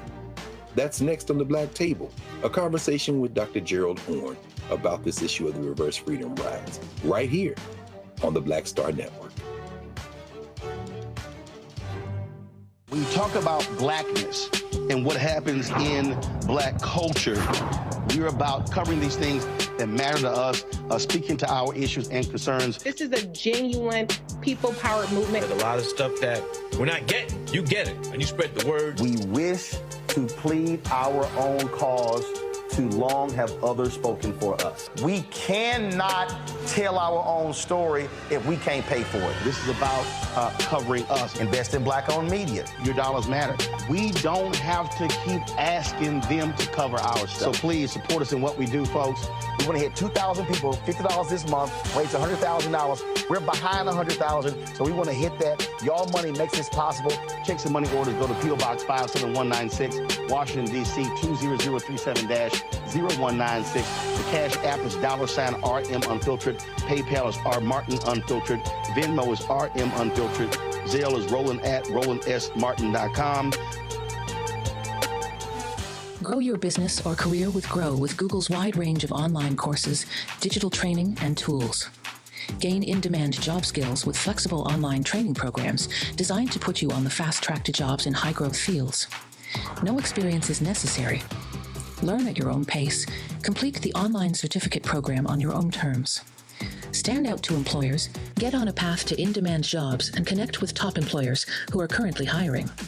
Take one professional career certificate program or all 6. Earn a Google Career Certificate to prepare for a job in a high-growth field like data analytics, project management, UX design, cybersecurity, and more. All professional career certificate programs must be completed by December 31st, 2024.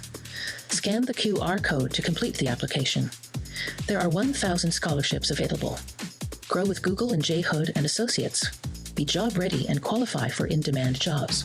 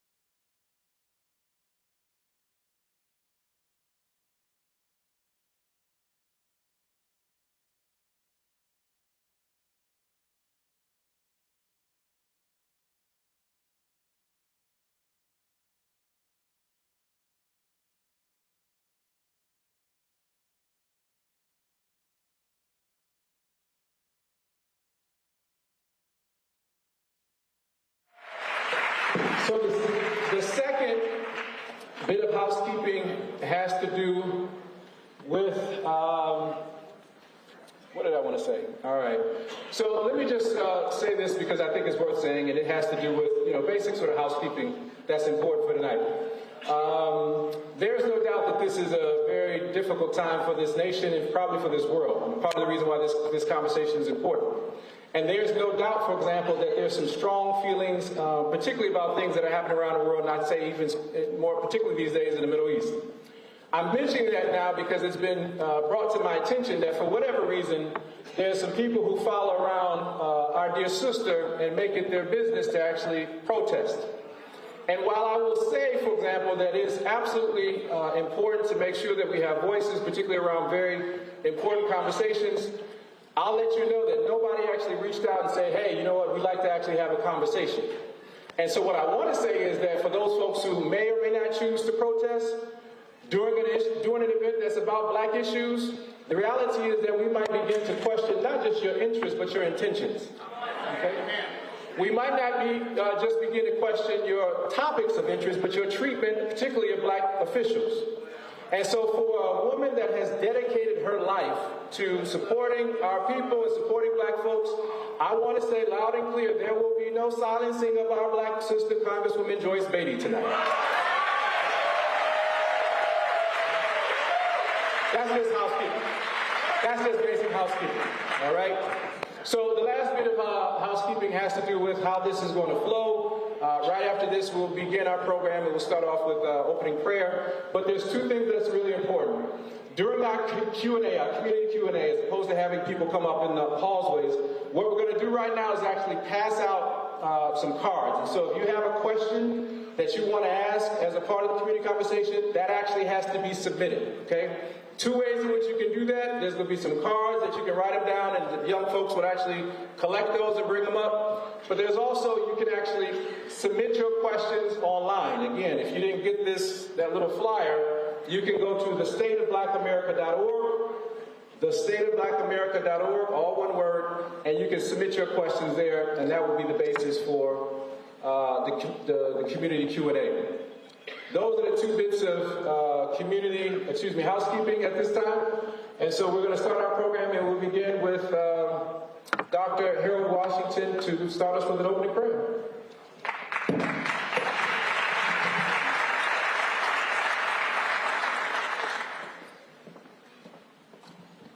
Shall we pray? Gracious God, we give you glory and we give you honor. And before we move forward, we just want to say thank you. God, we say thank you for this opportunity to gather and be unmuted. God, we thank you for the voices of our past, our history. We thank you for the voices of our present. And we look forward to the voices of our future.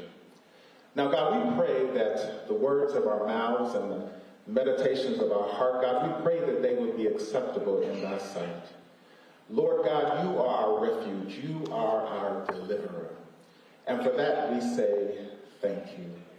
And as we prepare to move into this conversation, God, we pray that there will be respect from the beginning to the end.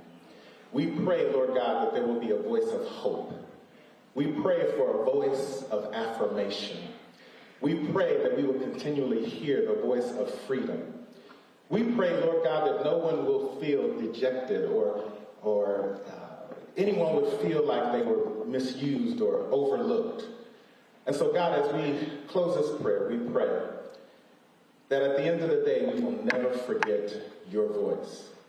For your voice has spoken through your word that if my people, which are called by my name, would humble themselves and pray and seek my face and turn from their wicked ways, then will I hear from heaven, then will I forgive their sin, then will I heal their land. For that we say thank you. In Jesus' name we pray. Amen.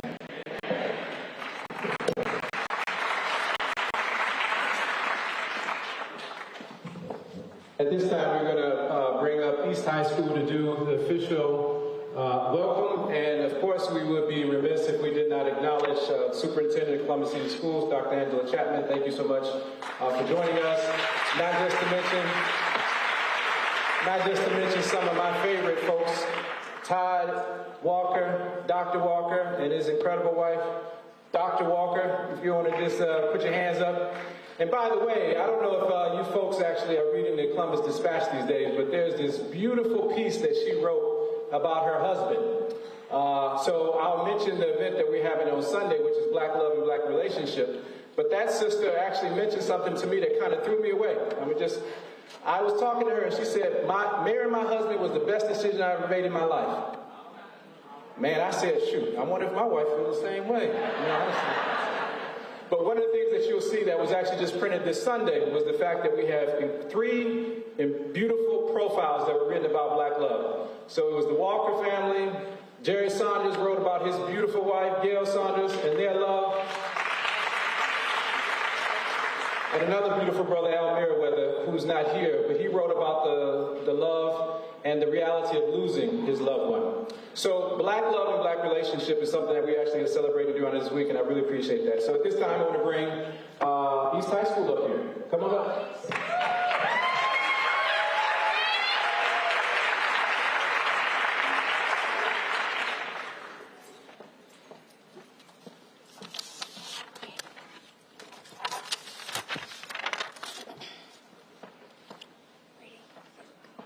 Good evening to all of our dignitaries, community leaders, families, and friends. My name is Sean Williams. I'm a proud junior at East High School and a member of its very own Mighty Marching Tiger Band. I plan on majoring in education at Central State University upon graduation.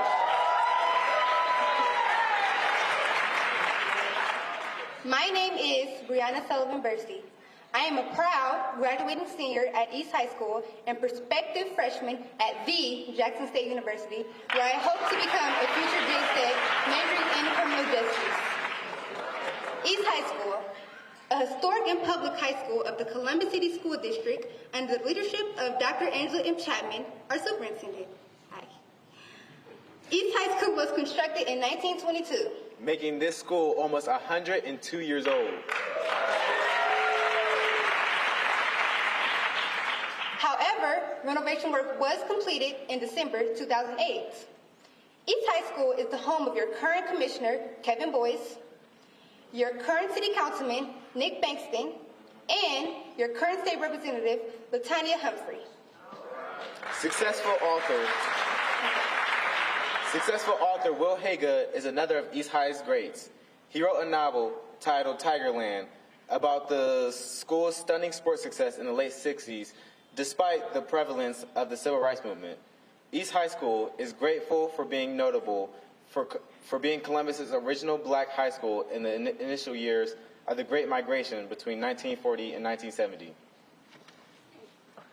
Ladies and gentlemen, thank you all for being our guests for this historic event, the State of Black America, a fireside chat with Mr. Roland Martin and our very own Congresswoman, Joyce Beatty. On behalf of our principal, Dr. Kelvin P. Watson, and the entire administration team, we are honored to welcome you all to East High School.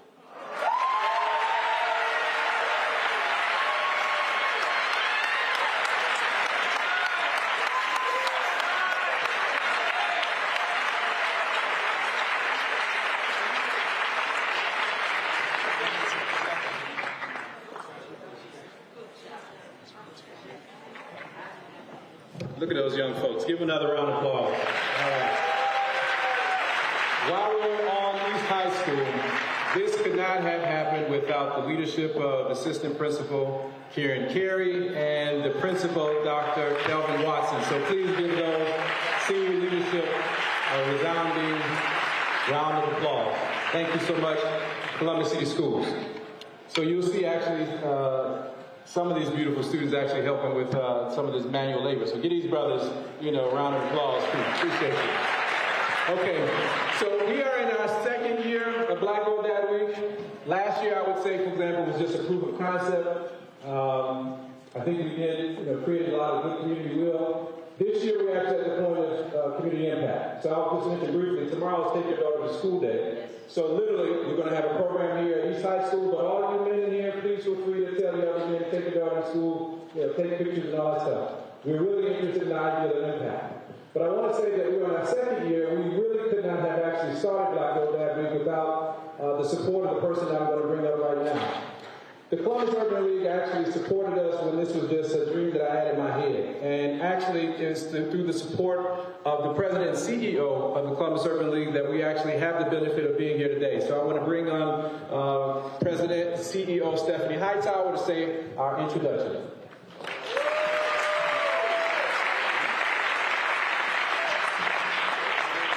Good evening, Black people. Jewel, thank you in male behavioral health for this week's showcase of the vibrancy of the Black community during Black History Month. I want to say thank you to Congresswoman Beatty today for hosting the Health and Human Services Secretary, Sarah, at the Columbus Urban League, where a roundtable forum was held with a small group of community leaders to discuss historic health care provisions of the Inflation Reductions Act and the protection of reproductive rights. Thank you, Mr. Roland Martin, for sharing your wisdom and insights on the state of Black America. I know you, like National Urban League President Mark Morial, believe in a principled resistance movement that says the following: no to voter suppression, no to restrictions on reproductive health, No to a warped and whitewashed fantasy of American history. And no to economic injustice and systematic racism. The Columbus Urban League is proud to be a sponsor of Black Girl Dad Week. Like everyone here tonight, we look forward to hearing Mr. Rowland's perspectives and an engaging Congresswoman fireside chat with our beloved Congresswoman. Thank you, Jewel, and let's have a good evening.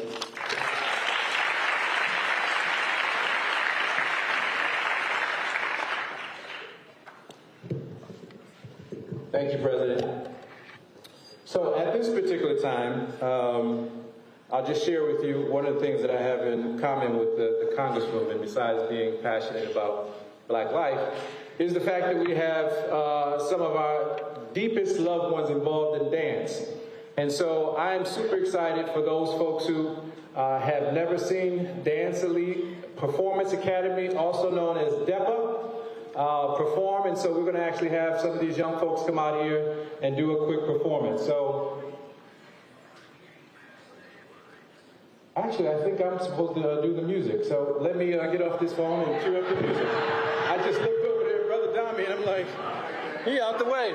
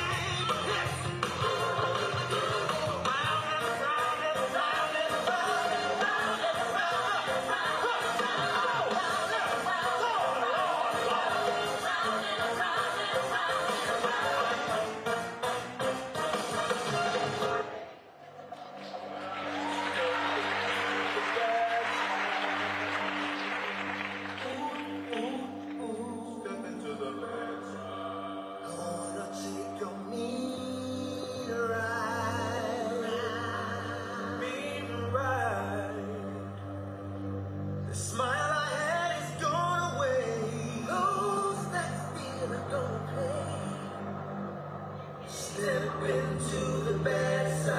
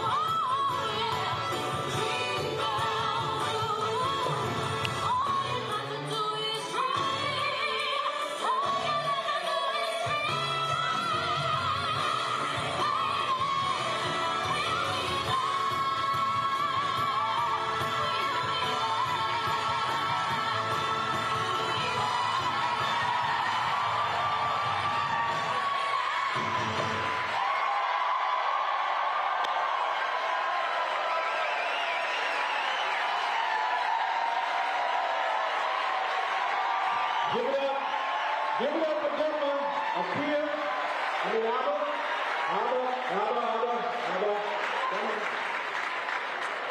it up for those young folks, right? Beautiful, amazing. Where's Samara Tillman at? Is Samara Tillman over here? I want y'all to see the person that's responsible is. Come on out of here. Lakeisha, Samara, I want y'all to see who the leadership is of Denver that actually puts. Come on out of here. You gotta come out of here. Y'all gotta see these incredible, beautiful black women. This is Miss Lakeisha. They actually, this one not happened. Yes, yes. See here? Tomorrow, okay. Yes, yes. And this is the actual director of the Black House, Samara Tillman. What y'all saw is a product of a lot of work. This is sweet, beautiful. Camilla, I want you to come on out here. Give it up for these young brothers and people. Come on, everybody out here. Everybody else come out here. All right. Now, there's a proud group of parents back there who love upon their kids.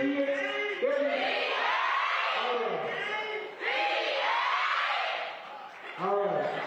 You want to say the word or something? You sure? Oh, my boss is telling me we are accepting enrollment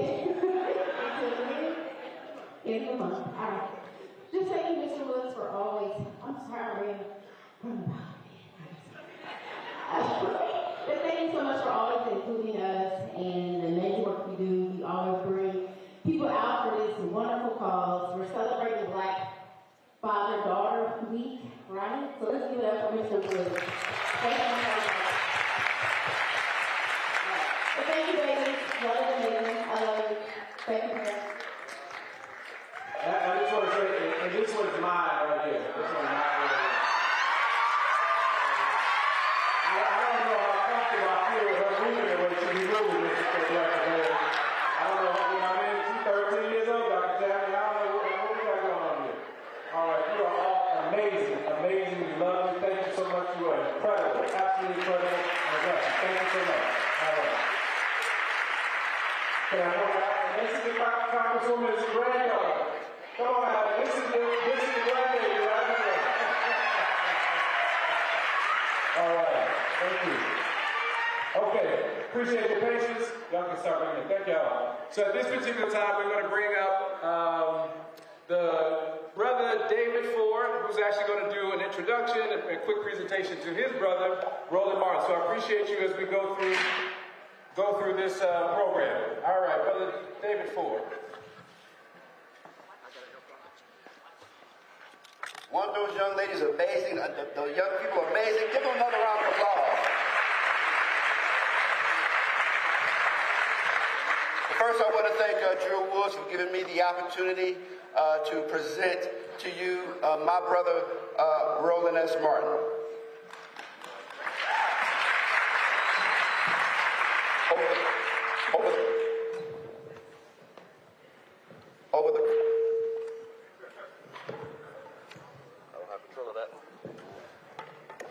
Try this. How's that? That's better. Over the course of a journalistic career that has seen him interview multiple U.S. presidents, top athletes, and entertainers in Hollywood, Roland S. Martin is a journalist who has always maintained a clear sense of his calling in this world. Many have bestowed upon him the moniker, the voice of Black America. Martin is the host and managing editor of Roland Martin Unfiltered, the first daily online show in history focused on news and analysis of politics, entertainment, sports, and culture from an explicitly African-American perspective.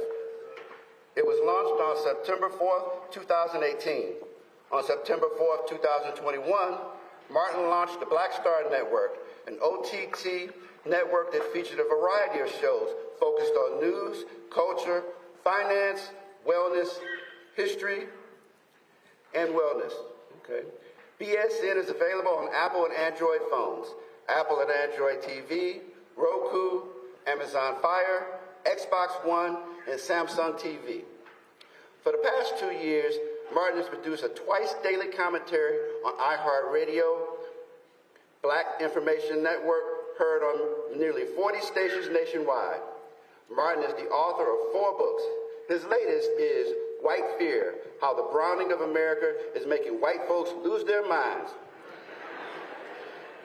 His other books are Listening to the Spirit Within, 50 Perspectives on Faith, Speak Brother, A Black Man's View of America, and The First, President Barack Obama's Road to the White House, as originally reported by Roland S. Martin. Martin is a sought-after international speaker, delivering speeches and lectures to numerous groups annually, electrifying audiences with his deep understanding of history, politics, and culture.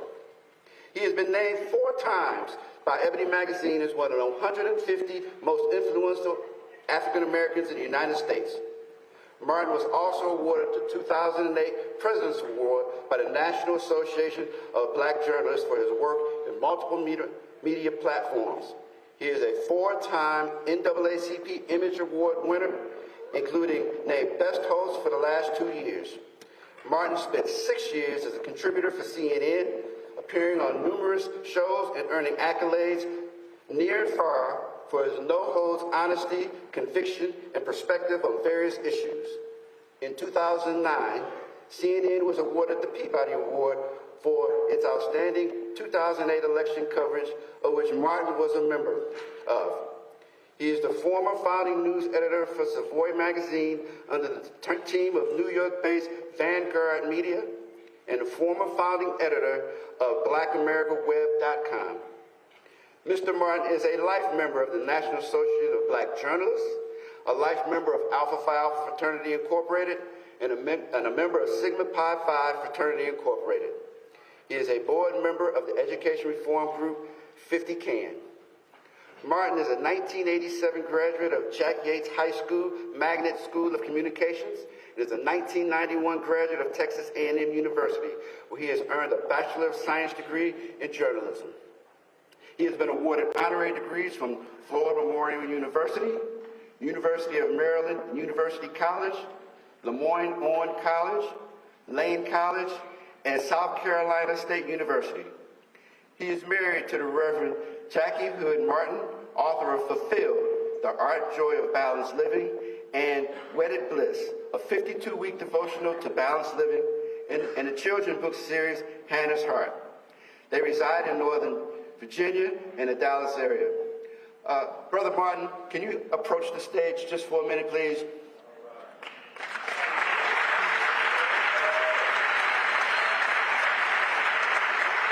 So with all these great accolades and all this work that he is doing, he is still a dedicated, faithful member of Alpha Phi Alpha Fraternity Incorporated, and us at Alpha Rho Lambda chapter here in Columbus, Ohio, like to welcome our brothers who come in. So we have for you a small token of our appreciation for all you do, not just for the fraternity, but for the community at large. So thank you very much for everything you do for the community, and it is much appreciated, and it's much needed here in the community, for us black folks to, advance and strive for better things. So thank you very much. We appreciate you. Appreciate it. All right. Appreciate it.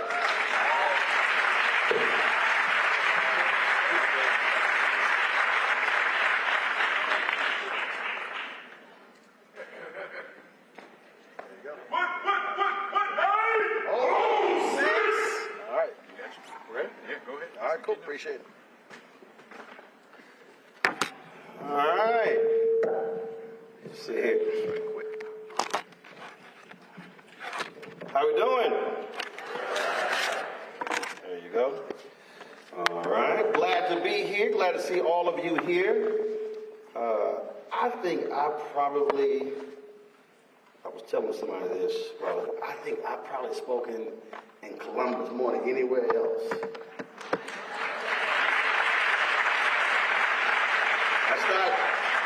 That's not a joke, literally. I think I've been, this may be my 8th or 10th speech here over the years, and somebody was like, why is that the case? I was like, because folk there want to hear the truth. That's probably why. I'm like, don't be wondering why. Let me put this microphone on. So we do double duty. I did a show a little bit ago, and you heard him talking about the Black Star Network. And so when you own your own stuff, you don't have to ask permission to do stuff. So we are actually, this program we're live streaming on the network right now, so folks can either go to our YouTube channel. So folks who are not here, let them know how they can actually watch it, or our Black Star Network app. In addition, our Black Star Network, we're located on 4 different fast channels. So we're on Amazon Freevee, Amazon News, Prime Video, and also Plex TV. And the reason I say that's important because March 16, 1827, Freedom's Journal was the nation's first black newspaper. And in the third paragraph, they said, "We wish to plead our own cause, too long have others spoken for us." And a study was just released showing how African Americans watch TV more than anybody else, which is good and bad. But it said that we have a mistrust of mainstream media in terms of how we are portrayed. And what often happens is there are things that happen in our community every single day that no one ever hears about. Things that are amazing that don't get covered. And we've always done that when I was at TV1, even when I was at CNN. But even still at those places, it was still dealing with bureaucracy and having to ask folks, can we do this and can we do that? And when TV1 ended News One Now in 2017, I made it clear that I was going to launch the platform because I wasn't interested in asking somebody else, can I? And it's always interesting, too, because I'll talk to folks and they'll be like, man, I saw you, why you carrying your own tripod? And why are you doing that sort of stuff? And I explain to people, this is not about ego and trying to look good, because I said, well, why am I going to pay somebody to fly with me, to set the equipment up, pay them a per diem, the hotel room? I said, when I can do it myself. I said, first of all, that ain't smart business. And wherever I go, my cameras go with me. And so by us being able to not only participate, but stream this, now folk across the country and across the world get an opportunity to actually hear the conversation, see what is going on, see what's happening here in Columbus. And that's why black ownership matters. Because again, we don't have to ask somebody. And so many of our fans have contributed to our show. They've given in excess of $2 million. There are people who I meet across the country who say, I'm a subscriber, I'm a member of the Bring the Funk fan club, I want to see. And when we launched this, we made it clear. I said, listen, I said, we're not going to send you swag. And so y'all give the PBS, they send you a tote bag, a mug, a hat. I said, no, every dollar we're going back into the show. And probably out of the 25,000 people who've given, we've maybe had 30 to 50 people who complained, well, I ain't getting nothing. And we said, yeah, you're getting this show 2 hours a day, the Roger Muhammad show 2 hours a day, a financial show, a wellness show, a history show, entrepreneurship show, plus our coverage of live events. And there's no other black-owned media platform, no other, not Essence, not Black Enterprise, not Ebony, not Blavity, not Byron Allen Zagrio, that does as much daily news that we broadcast every single day on a shoestring budget. But that's also what happens when you understand that if you control the narrative, then you're able to shape the narrative. And that's why ownership matters. And every single one of us in here, we've got to get out of this notion of white validation,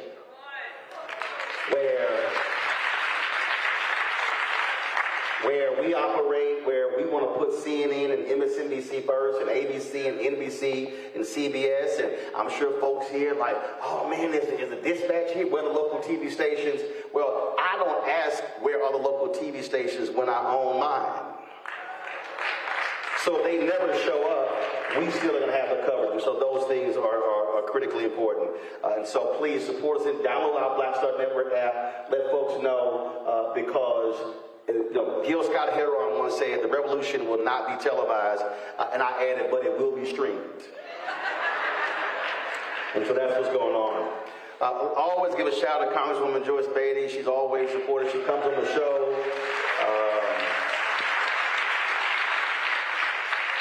You know, all CBC members have a standing opportunity to come on, and I can tell you, now Congresswoman Bailey should be saying, hey, can I come on like next week or something like that? See, she don't do me like Congresswoman Maxine Waters. She'll call me at 5:40. She's like, hey, brother, can I come on the show? And I'm like, we live in 20 minutes. She's like, I know. I'm like, all right, you on the show. So she'll give me 20 minutes notice to come on. But again, that's important because those networks are not putting our folks on a regular basis unless they are discussing what they want them to talk about. And that's also why you got to support Black-owned media. So I appreciate her support, and I look forward to the conversation. Let me get right into this. Let me thank the brothers of Alpha Phi Alpha Fraternity Incorporated. If you don't belong to Alpha, I'm sorry, you belong to a youth group.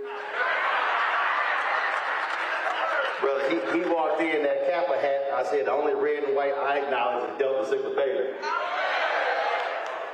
He's like, no, we crimson and cream. I'm like, you red and white. Stop it. So glad to see members of the Divine Nine as well. Also, folks with the links in Eastern Star and Prince Hall Mason. And let me say this here. Our organizations, I appreciate our organizations, but I wanted to remind us of something that Dr. King said in his book, Where Do We Go From Here, Chaos of Community? And he said there are 4 institutions that are primed to liberate Black America: the Negro Church, the Negro Press, Negro fraternities and sororities, and Negro professional and business organizations. And he said that neither one of these institutions have fully given themselves to the full liberation of our people. And I have traveled the country, and I've spoken this for years, and I've spoken at the AK Convention, the Delta Convention, at Sigma Gamma Rho, I've spoken to the Alphas, and I say to all of them, I said, we have these amazing institutions, but I fundamentally believe we spend too much time on insular business as opposed to external issues. And if we're going to have a greater impact, then we need to see folk dressed up in black and gold, pink and green, blue and gold, red and white, and our colors at the school board meeting, the city council meeting, the county commissioners meeting, in the state capitol, in the nation's capital. And there should not be a single politician in Columbus when they see folk coming in their colors, they don't shiver with fear, but when they say, those folk may very well put me out of office. And it's enough of us that we don't have to go every month. The AKs can take 1 month city council. The Alphas can go to the county meeting for another month. We can actually spread this thing out. And when people understand our power, then they're going to respond properly. And I don't just mean D9. It's a bunch of folks who are Masons and Eastern Star and Links and other groups. We have all of this infrastructure in our community that is not properly utilized. And that's what Dr. King was talking about. We sit here and we got excited. We got all the D9 folks bought out theaters to see The Color Purple. But I keep asking the question that we also have the power where we could be sitting here making sure we could be creating Black-owned bestseller authors every month by the push of a button. And we say to the whole D9 and others, support buy this book this month. And we're going to buy this book next month. It's how we use our infrastructure to change the community. And that means going outside of our internal business. My wife was a Delta, and I was like, look, y'all meet too much. I said, y'all have all these meetings, they long meetings. I said, you ain't got that much business. It's like, no, we do. I'm like, no, you don't. I was at the Boulay Convention in August. They had a 14-hour business meeting. I said, what did y'all talk about in 14 hours? That was all about a constitution of an organization with 5,000 people. And I said, and how can we be meeting here in the Bahamas with our convention and we don't have a single meeting on public policy during an election year, and there are members in here who are running for office. And y'all gotta understand something. Any group I belong to, I'ma jam them up when it comes to how we involved in public policy. And so I said, I didn't come here. I come to the Bahamas anytime I want to. I said, but I ain't coming to a meeting if we're not talking about stuff beyond what concerts we're gonna have later on. And so I said, y'all might have reconsidered letting me in because I'ma jam you up. And a brother asked me the other day, he said, man, am I gonna see you in San Diego? I said, we better be having a public policy conversation in San Diego, or it's going to be a problem when I roll up in San Diego. And I said, and let me be real clear, and I tell everybody this here, I will publicly call you out. And a brother said, they might kick you out. I said, I wouldn't advise that. And why do I say that? Because we have to be willing to challenge our organizations. And my position is very simple. If you do good, I'm going to talk about you. If you do bad, I'm going to talk about you. At the end of the day, I'm going to talk about you. Because again, my mom, her parents had 8 kids.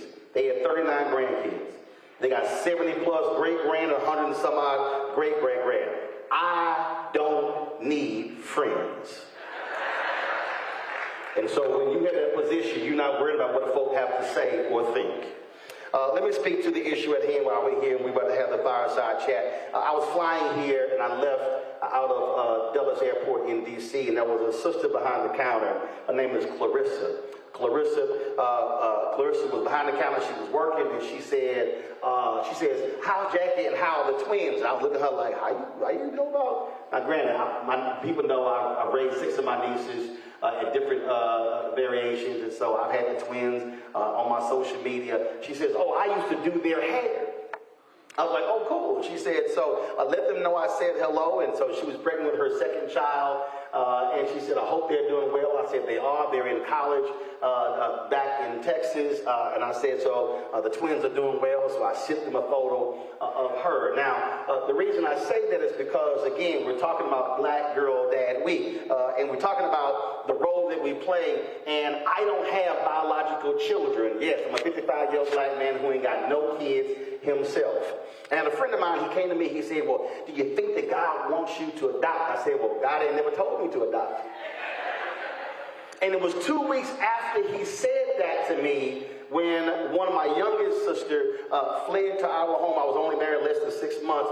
Fled to our home, leaving an abusive marriage with her 2 kids, 5 and 2. And I told him, I said that if I had biological children, I would not have been in the position to be able to raise 6 of my nieces at different junctures of their life. And I said, so that was important. Now, not only is that important, is that it's not just raising those 6 nieces. If you also don't have a partner who's willing to accept that reality as well, then that couldn't happen. See, some of y'all sitting there like, yeah, I don't think I would have been able to do that. But see, we can't sit here and talk about what's happening in our community if we won't even look inward at our own families. See, let's just be real honest. I told y'all I ain't got a problem saying some stuff. A whole bunch of us have Sunday dinner after church every single Sunday, and we sit here and go to those dinners, and we lament, I hope they don't ask that little girl, that little boy to say the prayer. We're going to be here all day. Because you are sitting here, you like, man, this kid does not talk well. They take too long. They too slow. Yet we then talk about the education of other kids, and I'm saying, well, if we're unwilling to go to our own family members to challenge them on how they're raising their child and how that child is not as doing well as this child because they are underdeveloped, then how are we gonna care about somebody we don't even know? See, I can't be on television, on radio, talking about how we need to be raising our children and how Black men need to be operating if I don't actually do it myself. So let's just be real honest. If you're a godparent, raise your hand. If you're a godparent, raise your hand. A whole bunch of y'all think being a godparent is to send them some gifts twice a year, birthday and Christmas. But the reality is that when you accept the role of a godparent, what it actually says is that anything happens to the parents, you are to step in and be responsible for that particular child. See, if we really want to be honest, a lot of us play around when somebody asks us to be a godparent. We don't actually think about what that means. And so when we are living today in 2024, I think we have to be operating differently when it comes to how we are speaking to the next generation. A lot of us bypass folk all the time. You will see a young person and we just allow certain things to happen. When people come up to me and they say they want to get a selfie, and this happens all the time with the young brothers. I don't let anybody who takes a picture with me stand there and do so as if it's a mugshot. Now I want you to think about that. Some of y'all right now thinking, how many times you have family photos and photos of folk who are not in your family, and when you look at the photo as young brother or potentially that sister, it looks like a mugshot. They are afraid to smile in the photo. Brothers, we are raising young boys to be hard when they are boys. A boy is supposed to be joyful. We're supposed to be happy. I can't tell a young boy who's 5, 6, 7, 8, 9, and 10 to be hard. How? I don't need you to be. So I'm like, no. And I understand people, the lives they have, and so I'll say, no, we're not taking this photo unless you smile. And I had this one woman, she said, well, it ain't that big of a deal. I said, oh, no, yes, it is. And so she thought I was joking. I said, no, we ain't taking this photo. I said, I don't take jail photos. I said, it's a photo. I said, your son needs to understand it's okay to smile in a photo. That ain't my kid, but I'm trying to get it. She's like, I never thought about that. I'm like, yes. I pay attention when I meet young brothers and younger sisters, and they walk up to me, and they shake my hand, and they look at me over here. I'm like, no, look me in the eye. See, I know some of us are thinking, well, I mean, that's no big deal, but no, because understand if that person isn't taught how to do that, then we are allowing them to go through life and they never make eye contact and they never look us in the eye and never talk directly to us. And so I pay attention to those things. I pay attention when a young brother or a young sister, when they give you a hug, whether they actually hug you, or whether they give you this lean, or whether they sit here or real hesitant. The moment I see a young boy or a young girl do that, I then question, is that child being properly loved? See, my nieces and nephews know, I don't care what age, since they were children, they could not walk into any house I'm in and not come speak, and you gonna hug. Now I had somebody say, well, you should be forcing those kids to hug. You've got kids out here who've been sexually abused. I said, yes. I said, but not in our family. I said, I'm going to teach my nieces and nephews you're going to properly appreciate elders in terms of you're going to speak to them, you're going to embrace them, because in our family we don't hug. And again, I had some folks tell me on social media, that's not right. I said, well, one, I don't give a damn what you think. Because these are not your nieces and nephews. I said, I am going to raise them that way. And I don't care what it is. I don't care. And again, I just told you, I don't care how old. My oldest niece is 27 years old. Yeah, you're going to walk in the house and you're going to greet me properly. Look, my grandmother, she lived 3 doors down from my grandfather's sister. Both of them were in their 80s. And when I went to the church, I saw my Aunt Helen first. I hugged and kissed Aunt Helen. Why did my grandmama have an attitude? She was like, no, you come greet me first. No, I ran into Aunt Helen first. She was like, no, there's a hierarchy here. When we walked to my grandparents' house, you had to greet grandmother, grandfather. My mama had 7 brothers and sisters, all of them uncles, all of those aunts. Then I could go talk to my cousins. We have to understand that speaks to development. We understand the importance in terms of family and the role that we play. We're going to talk about this a little bit further in a second, and I'm about to close. And that is this here. We talk about, again, our responsibility. We extend this beyond our own particular families.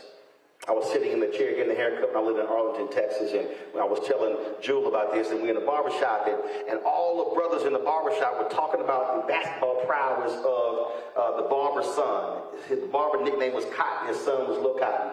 And they were all talking about his basketball exploits.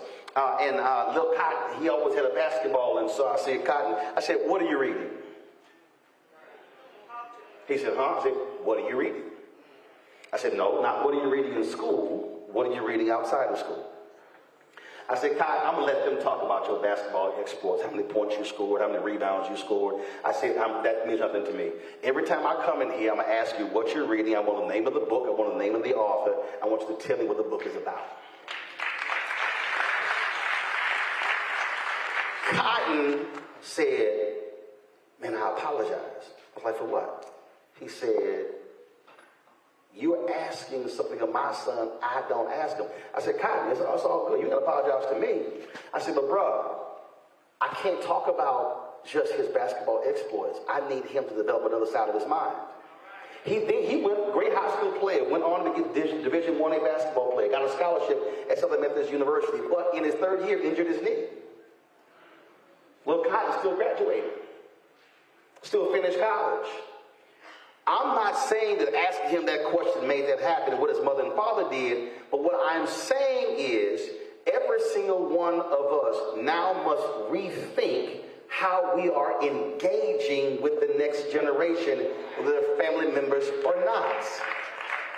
We must be willing to ask the next generation their mental health. We must be willing to ask them, how are you doing? How are you feeling? We must be paying attention in terms of how they ebb and flow, because we don't realize what they may be enduring, whether it is bullying, whether it is issues at home, whether it's also issues in other places. It's called being far more active in their lives and thinking completely different about them. That is how we must be thinking. So I love what this week is doing. I love the fact that Jules, he said, I hate the fact that we don't have any room on Saturday. And I said, that's a great thing.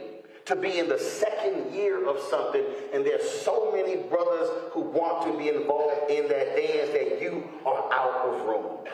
Because there are a lot of cities in this country where this doesn't even exist, where there is no place for it, where you don't have anybody who cares enough about this very issue to create a program that speaks to these issues. And so all of us must be appreciative of this, and what we should be saying is this must be replicated all across the country. I mentioned what Dr. King said, those 4 institutions. This is what we're talking about. We cannot keep talking about how do we change the condition of Black America if we don't fully love Black America. A lot of us talk about being Black, but do we love Black people? Do we affirm Black people? Do we look at the next generation and begin to say, I love that brother, whether I know him or not? Only our actions can determine our love. I'm wearing this hoodie, and it's the final comment before we go to the next phase, because today is the 90th birthday of the great Bill Russell. His wife sent me this hoodie, and so normally I'm dressed up with stuff like this here, but today, February 12th, he would have turned 90 years old. And that was a perfect example of a Black man who not only loved his children, but loved his people. And we talked about the Netflix documentary on him was amazing. I texted his daughter Karen today. But the reason we talk about Bill Russell today is not because he won 11 rings, not because he was the first Black head coach of the NBA. It's because Bill Russell, his legacy is that he loved Black people. And you are going to be measured when you become an ancestor based upon what you accomplish in this life and your love of Black people. And I'll close with this. It's a whole bunch of us, if we're real honest, go through this life and we leave no fingerprints and no footsteps. And then when someone goes on, no one ever talks about, man, I sure miss so-and-so. It's because they left no legacy, left no imprint, did nothing in their life other than just exist. You have to make a decision whether you choose to be present or have presence. And if you are just present, you just in the room. But if you have presence, when you walk into the room shifts because they know that your presence has arrived. Thanks a lot for God.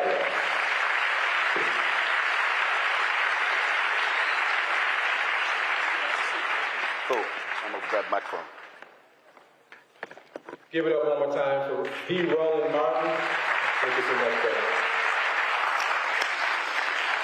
So I don't want people to accuse male behavioral health of being on TBT time.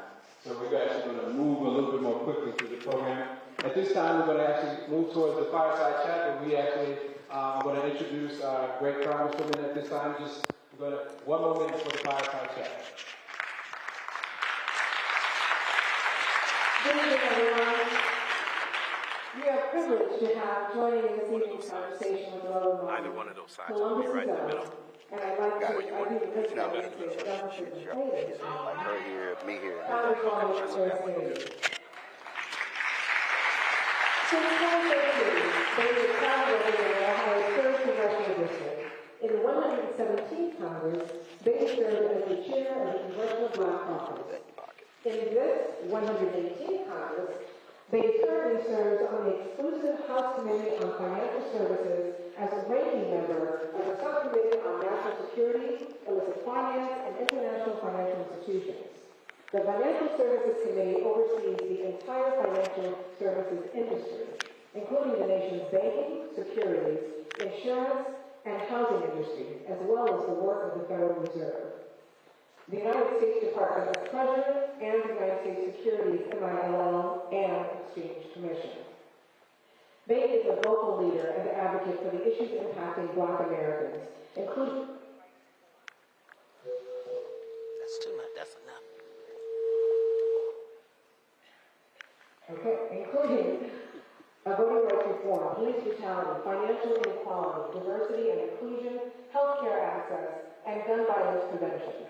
In July 2021, as those of us locally will certainly remember, she was arrested while protesting for voting rights in the U.S. Senate. That same year, she was pepper sprayed in Columbus while protesting the murder of George Floyd.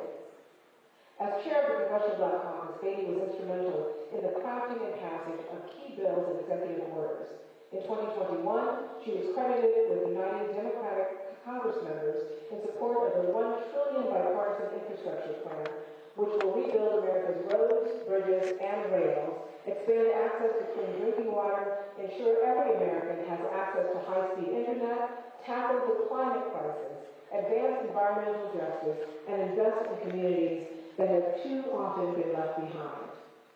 That same year, she helped achieve a decades-long goal of enshrining Juneteenth as a federal holiday when President Biden signed the Juneteenth National Independence Day Act. She also served as a key advisor to President Biden as he drafted his 2022 executive order addressing police brutality. As a vocal advocate for women, Congresswoman Beatty served as a key supporter of Supreme Court Justice Ketanji Brown Jackson during her vetting and nomination period and even testified on her behalf before the Senate Judiciary Committee. Congresswoman Beatty was a loving, devoted wife and partner to attorney Otto Beatty Jr. until his death in 2021, and is a proud grandmother to Leah and Spencer, who lovingly call her Granny.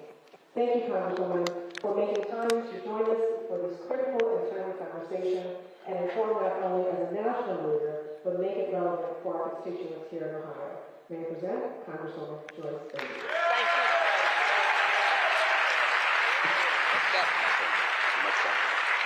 Testing, testing, 1, 2, 3. Testing, testing. All right, can I get more audio on this microphone? All right. No audio. I'm gonna give you this one. I'll take that.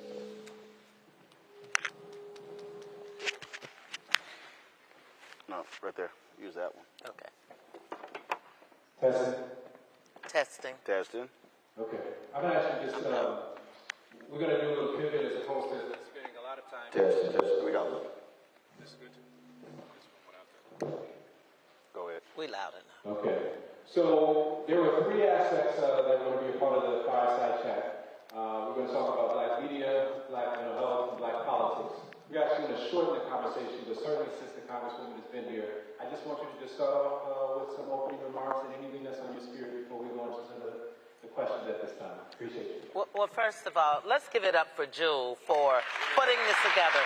We don't salute our Black men enough. I think I'm loud. You probably can hear me. No? Well, I wanted to thank Jewel and thank you for applauding him, because so often we don't talk about our Black men in this light. We have a lot to say. But I just want to personally thank you, and Roland, thank you for being here. Stephanie Hightower opened it up today, and I want to say thank you to the Columbus Urban League, because we have so much at stake.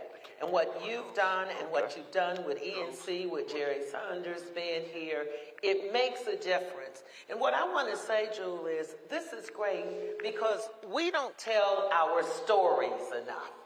We complain when things happen, and that's okay. But we have a lot of good stuff that our black children are doing. We saw a brilliant young brother and sister who opened this. We need to go tell that story. We saw the dancers from DEPA, including a brother, on this stage. We have to be our own folks, because you talked about black folks and what happens. Well, I always like to say that sometimes the threat is from within. And that's what makes tonight so good. And when you talked about the difference of being present and having presence, it's just like when you walk in the room and you say, hey, what's happening? Versus when you walk in the room and you say, let me tell you what's happening. Let me tell you what we have to do. And so I'm here to say thank you, because we need a lot of help. We're in a very difficult time in this country. And one of the things we were talking about earlier is the young rapper that they had to take. Plies. Now, if you can get beyond some of the language in it, he was telling the truth. We don't brag enough. So one of the things I was like, let's not be our own threat within and our own enemy to black people. We got enough other folks that do that to us every day. So let's talk about fathers and daughters and fathers and sons. Let's talk about the black folks we have who are fighting for us every day, whether they're school teachers or a superintendent or elected officials, because nobody wants to do these jobs, and sometimes it's because of us. And so I just want to applaud everybody for being out here. I know you could be somewhere else, but you are our strongest support team, because we have so much work, whether it's domestically or internationally. But we say this, I'm going to end with this. We always say, this is our most consequential election in our lifetime. Well, it is.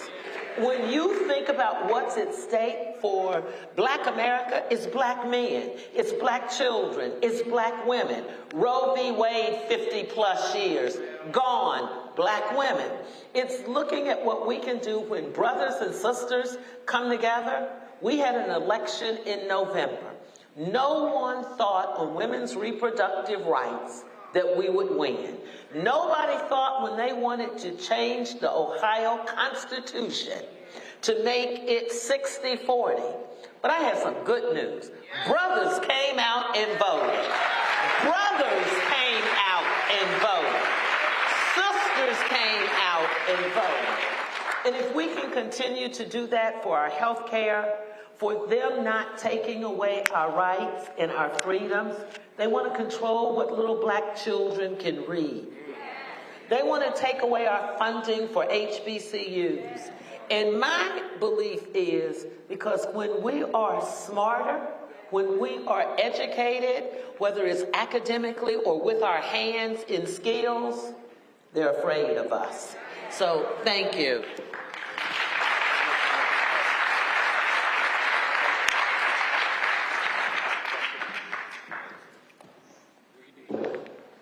This one doesn't work. Nice on. Right. Okay. Can we get audio actually to kind of check on the mics and see what's happening with that? Appreciate it. So, in the tradition of hip hop, we'll just pass the mic until that happens. There you go. So, what I'd actually like to do is just to take your comments, Congresswoman, and personalize it to this brother right here. And what I mean is, if we're talking about black media, one of the things that mental health, Congresswoman, we talk about the difference between information and wisdom, right? So I can ask everybody in this audience, where do you go to get information? You might have some things that come to your mind. But if I ask you, where do you go to get wisdom? That might not be the same answer. And so when we think about the importance of the areas where we get both, talk a little bit about what this man right here, Roland Martin, has meant as an example of somebody who represents independent black media as, you know, what he's been called the voice of black America. What does Roland Martin mean to black America at this time? That's for her, baby. That's for her. Got it. Well, I've known Roland for a long time, and I know all about the selfie thing because he takes my phone every time and makes us smile and look good. But let me tell you what we have with this brother. He's unfiltered. He speaks truth to power. And I can tell you he had an issue with the White House, at the White House. They invited him to the White House, and he didn't do like a lot of black folks would do. Get there and be happy just to be in the room. He changed the room when he walked in. A lot of people don't like Roland when they hear him telling the truth because it makes them uncomfortable and nervous. We got to stop doing that. We have to stop being nervous when people like Roland Martin makes a difference. We have things because he has spoken up, not for himself, but for us. He can walk in any room as Roland Martin, and I have watched him, and he is unfiltered and he doesn't change. He's fighting now for black media because that is where we know we can get information that we can trust from our black scholars because they're not afraid to tell us, and they're brilliant in knowing our history, but we have to be about a cause, and one of those causes Roland has put in the lap of Congress and especially the Congressional Black Caucus. The data is frightening.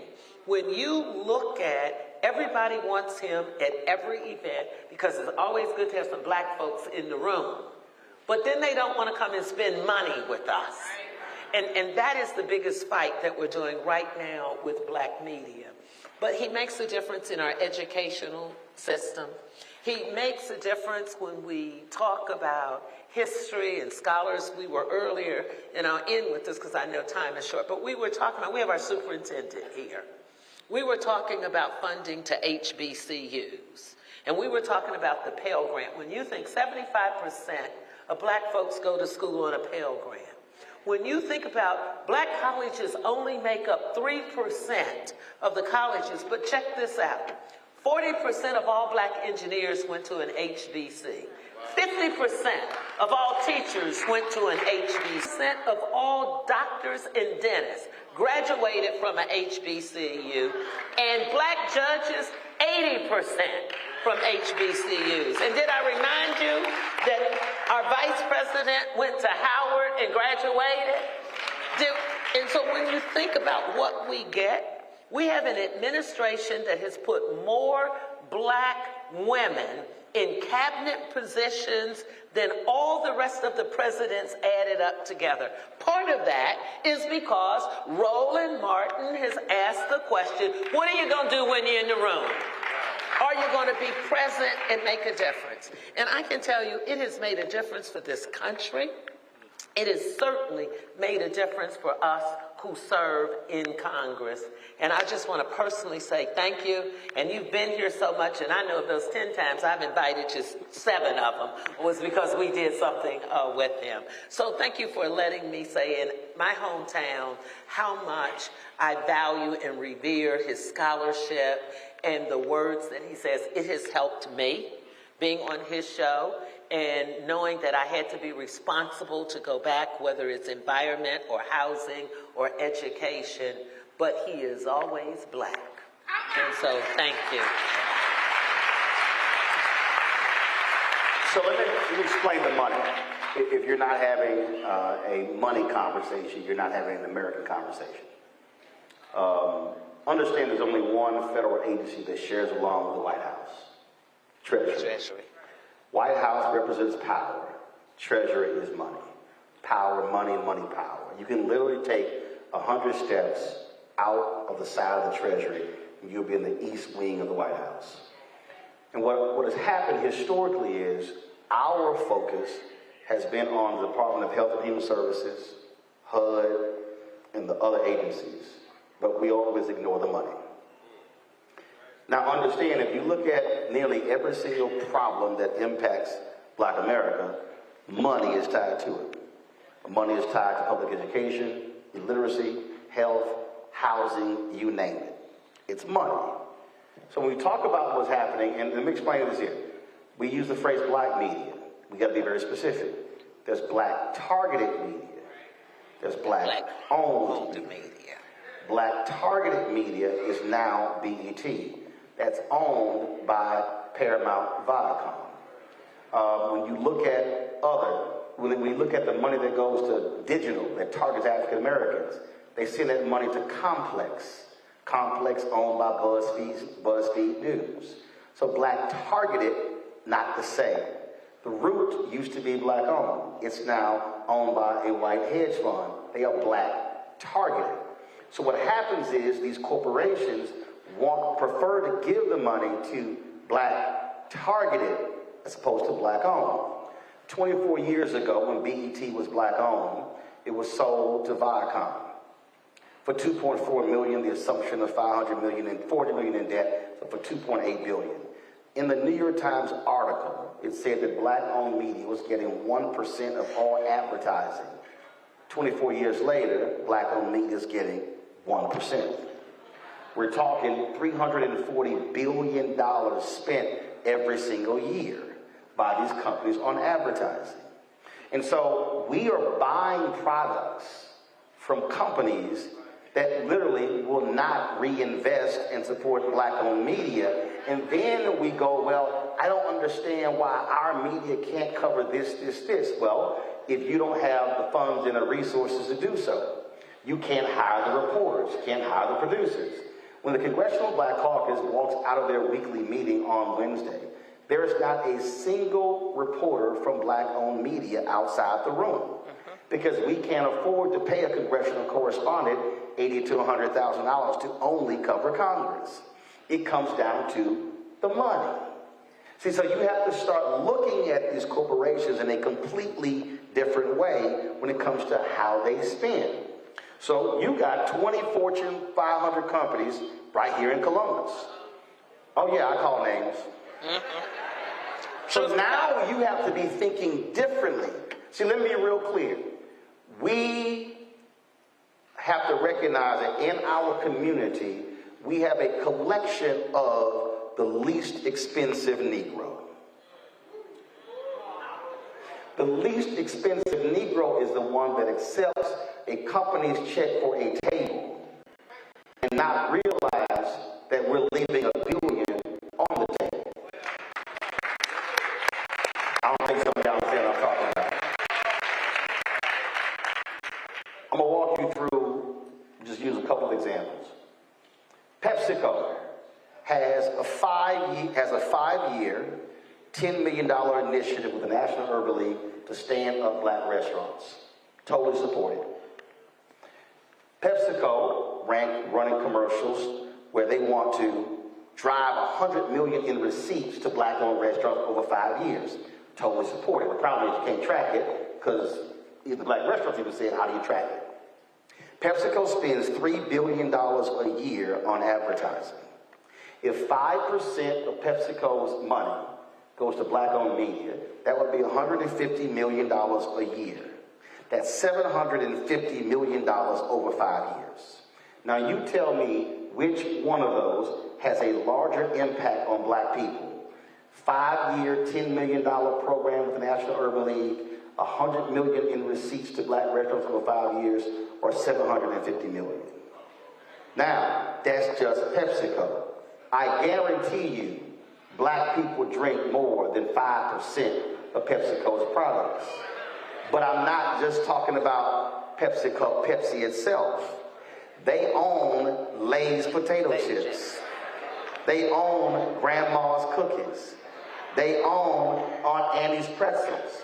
I ran this thing down on my show. PepsiCo has an entire snack division that we all support. So I'm talking about billions of dollars that we're leaving on the table. A couple weeks ago, a brother from JP Morgan Chase called me and said, hey, the Federal Reserve is doing something. I would love to get someone from JP Morgan on your show. I said, that ain't gonna happen.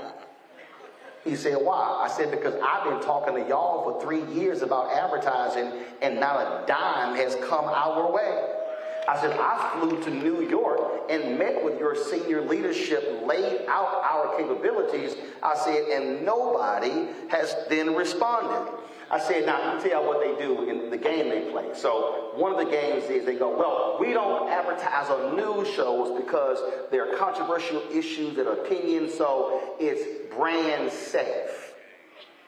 Okay, brand safe. I said, now I'm confused because you will hire certain artists who we know ain't brand safe. Right. But you will pay them to promote your product, but then when you say, well, you can't because you take an opinion or you have a viewpoint. Fox News has a segment on The Five, which is completely opinion, hardcore right-wing. Mercedes-Benz sponsors a segment, a branded segment on The Five, and we have not been able to get Mercedes-Benz to do jack with us, but they'll spend money on The Five. I'll look at Fox News and the shows what ads run, and then go, well, that's interesting. Now, y'all don't buy news, but you buy that news. You don't buy our news. Oh, but brand safe. Understand what goes on here. That's why they're able to have 2, 3, 4, 5, 600 reporters and producers, because they are getting a lion's share of the money. Let me also tell you how they treat when they treat us. So if we do get a meeting, so we'll go to the meeting and they'll bring in the DEI person, the global diversity person, and the foundation person. And I told y'all I don't really care. I'm sorry. Well, why are they here? Especially why is the foundation person? So let me tell you what they do. They bring the foundation person to the meeting with Black-owned media to talk about all the good stuff they're doing with Black people. I say, when y'all meet with Disney, you don't bring the foundation person. When you meet with Comcast, you don't bring the foundation person. I'm having a marketing conversation. I don't even want to talk to them. I want to talk to the chief marketing officer, because that's who controls the budget. So you need to understand, they are systematically freezing us out. Then they'll send us to the ad agency. 90% of all ad agencies are white. They'll send us to the agency, and they will reward us with meetings and more meetings. And we say, everybody in here getting paid to be here except us. And so you need to understand the game of money. And when you begin to understand that, and the same, and mind you, same thing happens on the federal level. I'm going to tell y'all what happened. The Congressional Black Caucus had an additional $70 million put into the budget for the census. They were supposed to spend $350 million on advertising. Let me tell you what the white ad agency told the CBC. They told Congressman Stephen Horsford, who's now the CBC chair, who was the CBC's census liaison, said to him, we will not buy any ads in any newspaper 50,000 circulation or less. Y'all, that's 98% of all Black newspapers. Now, mind you, the extra money got put in the budget because the CBC said we want to make sure Black people are reached when it came to the census. The white ad agency froze out the Black ad agency, didn't kick her limited amount of money. Y'all, number ain't hard. If Carol H. Williams, if they had controlled 70 million of the 350, and they do a 10 to 12% fee of that, that means that on the low end, the agency would have earned $7 million in business because of that. No, but you take the 70 away and they earn less than $1 million. So what does that mean? The Black ad agency can't hire more people, can't grow their business because you limited their money.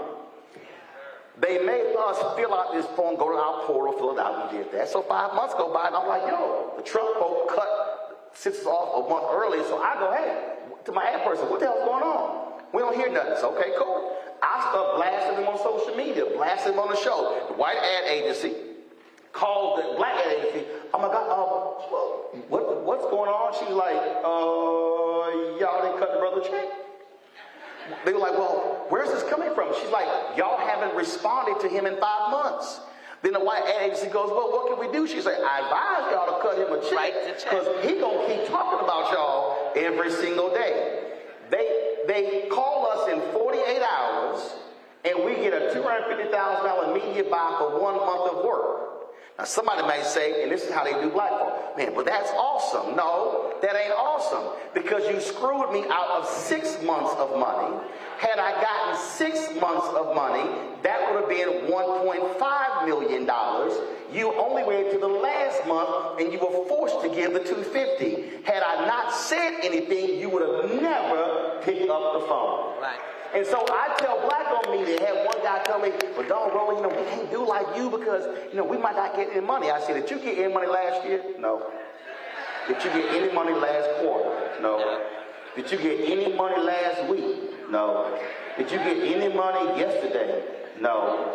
Did they call you today? No. I said, it's a pretty damn good bet. You ain't getting no money next week, next month, next year. So why are you going to be quiet when you are getting jacked and you can't pay your bills? Y'all, it's the money. So every single one of these corporations, Owens Corning, Kroger, Amazon, Discover, Fifth Third Bancorp, Sherwin-Williams, all of it, NetJets, Anheuser-Busch, Intel, y'all should be saying to every corporation based in Columbus, what is your annual black-owned media spend? We called out General Motors in 2021. They were spending barely 1% with black-owned media. Now they've committed to spend 8% a year by 2025. So that's the marker. And then once you do that, then you say, but we not done.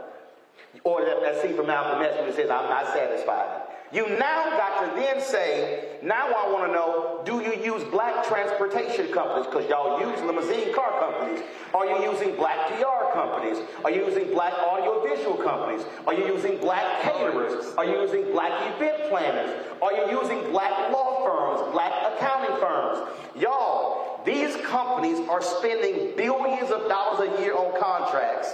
They are spending minuscule amounts with us, and we allow them to come to black civil rights events, hand them awards because they bought a table, and we literally are leaving billions on the table every day of the year.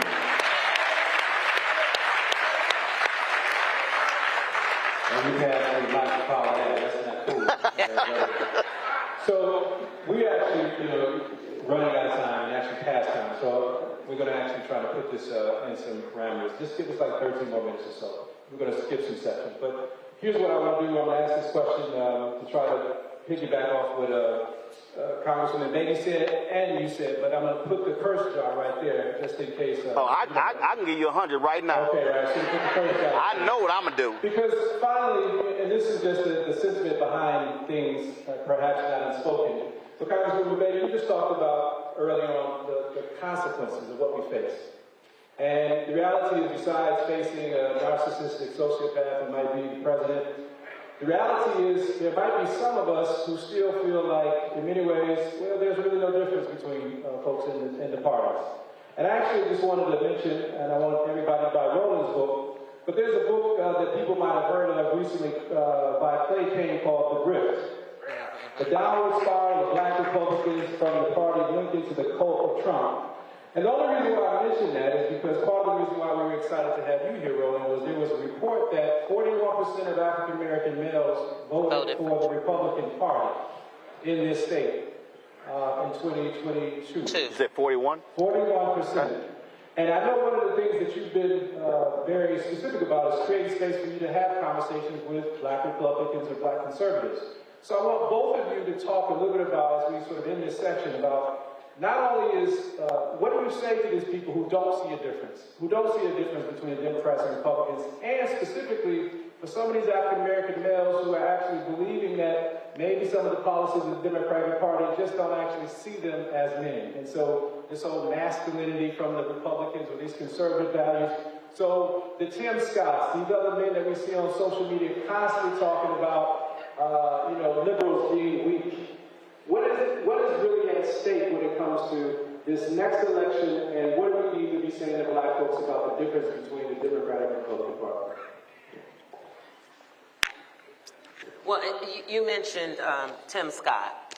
So whether it's Brian Donalds, whether it's Jane Johnson, these are there are 5, 6 now who serve in Congress with us, and they vote against everything that's black. They vote against everything that's health and human services, but they get a lot of attention. They go to the media because media will ask the same question, and they will say, we don't need it. Because, see, we pulled ourselves up. And there is a mentality, because they come to Congress to be on social media, to be on TV, because they're in the minority, but they get singled out. If I walked off that House floor and Tim Scott walked out and we met in the middle, two reporters would go to him and one to me until I became CBC chair. And so at that point, being very outspoken, I have to take, you don't take the brothers on, but we have to say to them, don't you see the number of black men who are dying?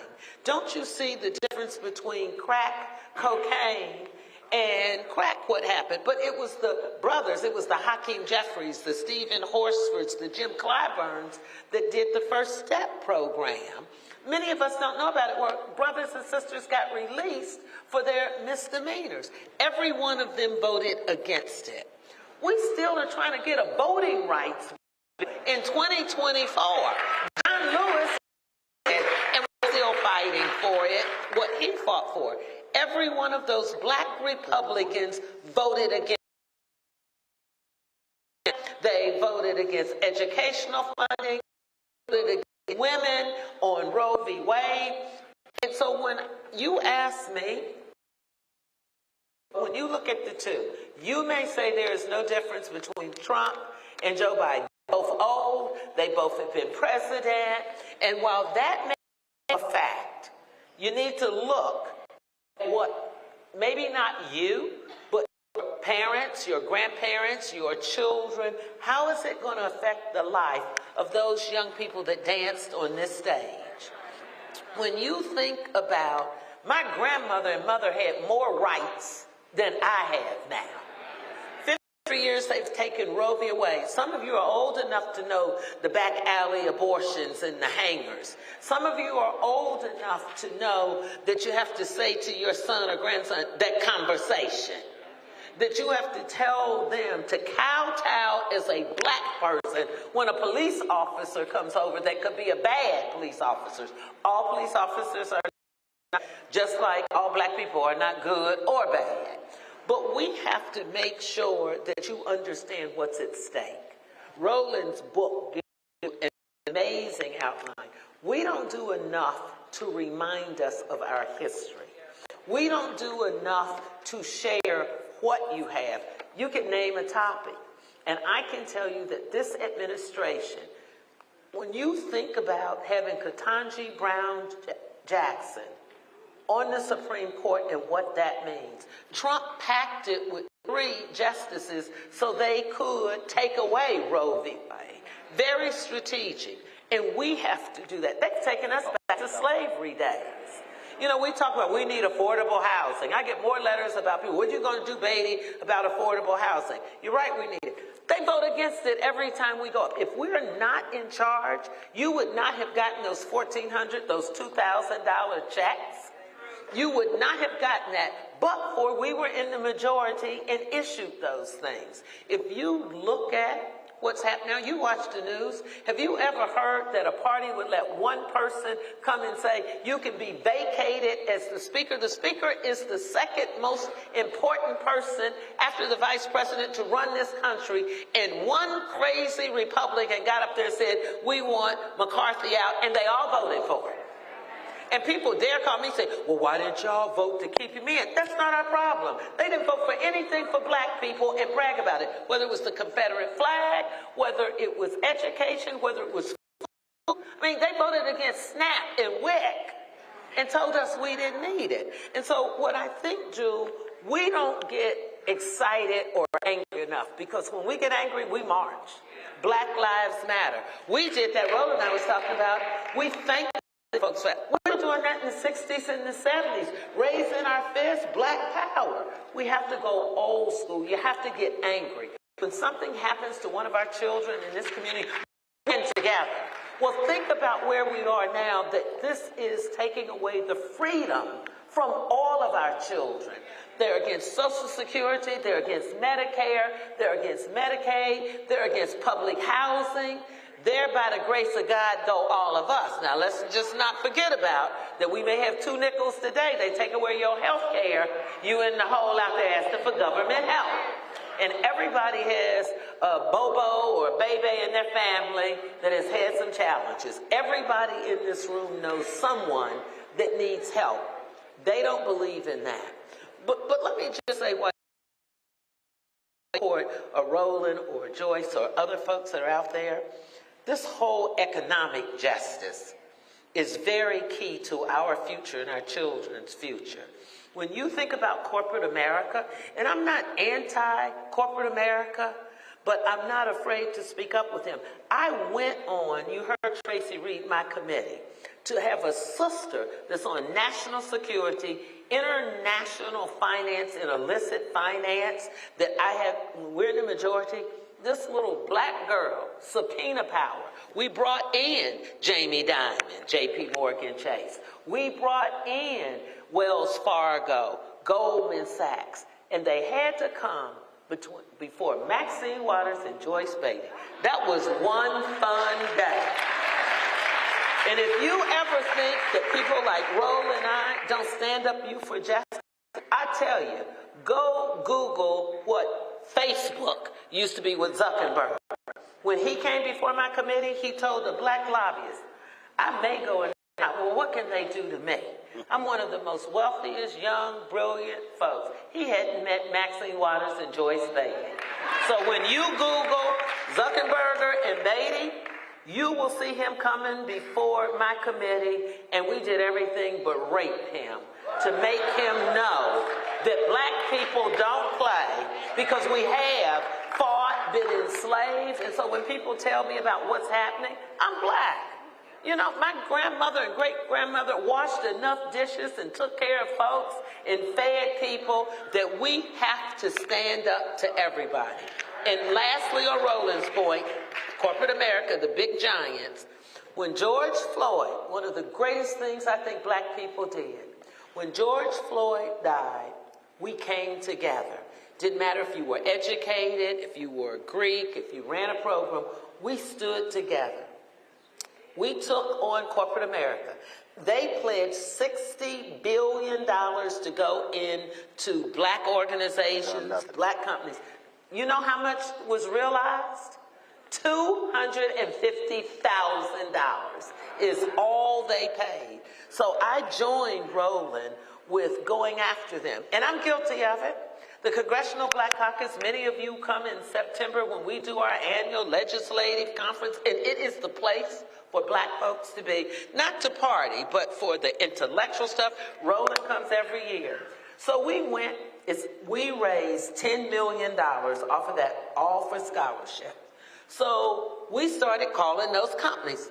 We listened to Roland. I was chair of the CBC. And so I said, I'm not taking this little $100,000 and being happy, and then you send everybody black that works for the company. So we also want you to send the chairman of your board. We want you to send the people who look like me in the C-suites. So they didn't do it. So now we've created an endowment. They said we were too small because, you know, the room can't hold more than, you know, the 10,000 people. So the Congressional Black Caucus Foundation has created an endowment. I am chair of the endowment. We have a $50 million goal for this year. We wrote to every one of those companies, and we said, the Congressional Black Caucus, Dove, we're going to tell them to stop using your product. And black people will do that. Black people will do that. Lastly, to bring it back home, Wendy's had a racist white man on his board, and he came up and told every Wendy's employee, now you know many of them look like us, to go vote for Donald Trump. I called the president. He said, but that was a person on my board. And he pledged $1 million to them for voting for Trump. Stephanie Eicher knows what I'm talking about. I said, we got the Urban League, and Christy Angel was chair of the YWCA. So I called him and said, I need $1 million today or else. Now, I don't know what that or else was going to be, but I know we got the $1 million, and I said, I'm going to tell you where to send it. And they're not sending you anything but a letter saying we're a 501c3 and we serve black people. And Stephanie and Christy Angel got that $1 million within a week. So there is power, because see, I had to go on Roland's show the next day, and I didn't want Roland to put me on the spot. But the point is, we have power in this room. We have to do a better job of bringing you on board with us to exercise that power and to take on these folks who are taking advantage of us. So I wanted to just be able to say, I don't ever like to leave with the glass feeling half empty, because we are sitting here in one of the oldest institutions in this community. And many programs, somebody mentioned the Merrymakers earlier, many of the programs, my chief reminded me just the other day, that it was black men, because of segregation, that had graduated from here, that came back here because they didn't have anywhere else they could go to meet. And they met here at this high school to stand up for justice. So here we are later, some 50 years, with two powerful black men calling us together to stand up for justice. I don't think that's by accident, Jewel, for the work that you continue to do. We blame black men for not taking care of their children or not having relationships with their daughters and their sons. So what you're doing is changing the face of black relationships. So thank you. So let me unpack this here. If you are 65 years old, raise your hand. You're older than 65 and older, raise your hand. All right, if you're 55 and older, raise your hand. All right, if you are 54 and younger, raise your hand. All right, so look up, no, keep your hand up. Keep your hand up. Now, just look around the room. Now, if you are 35 to 54, raise your hand. Okay? If you're 18 to 33, raise your hand. There it is. Now, you have 18 to 33, raise your hand. No, raise your hand. 1, 2, back there. 3, 4, 5, 6, 7. So there are less than 10 people in the room who are 18 to 33. There's seats 1,000. The two lowest voter participation groups are 18 to 39. Now, if you start breaking down who is more likely to identify as a Democrat, 65 and higher, who is more likely to vote, 65 and higher. As you go from 65 and higher down, the likelihood of you self-identifying as a Democrat drops. The likelihood of you voting drops. So I've really been paying attention to this. I graduated from college in 1991, and so I'm Gen X. So I began to see my generation my generation started the trend of less self-identifying as Democrat. Now, self-identifying and likely voting are two different things. But when you start looking at each successive generation, it's fewer and fewer. The further you get away from the Black freedom movement, known as the Civil Rights Movement, the more likelihood that voter is not going to identify with a party. So what now then happens is the party has to now recalibrate and its politicians as to how they interface with the most important voting bloc for the party. Black women are the number one voting bloc among Democrats. Black men are number two.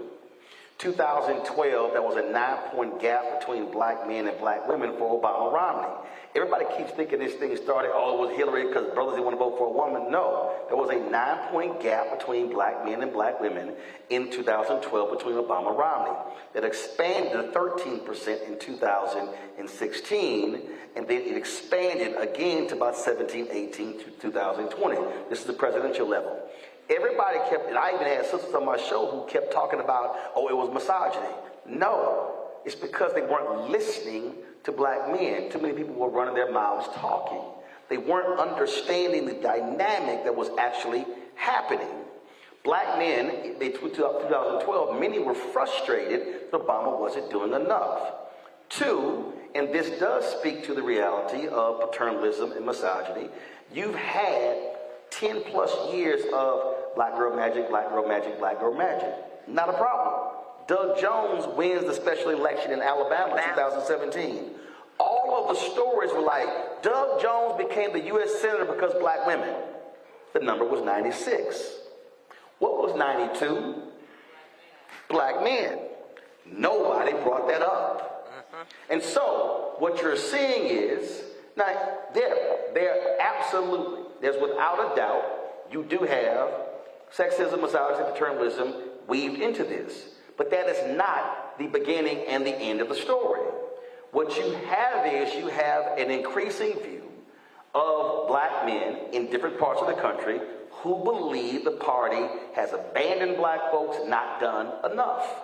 And so what then happens is people do one of two things. They either listen to somebody else or they don't vote. What you also have is an increasing number of black people who are younger who now own businesses. What people need to understand is the flip side of being an entrepreneur, being a part of being an entrepreneur is you want to keep more of what you make. So you now have to now factor in public policy and taxes as it relates to what they're talking about. I was in Georgia on the ground for Warnock in 2022, went to a coffee shop owned by a sister. The sister said, I ain't having kids. So abortion is not, and reproductive rights ain't my biggest issue. She said, tax policy is.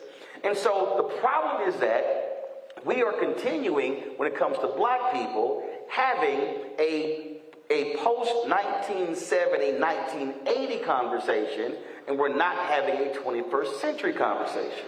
What you also have to understand is that the Democratic Party is dominated and run by white consultants. Those white consultants don't want to listen to black people.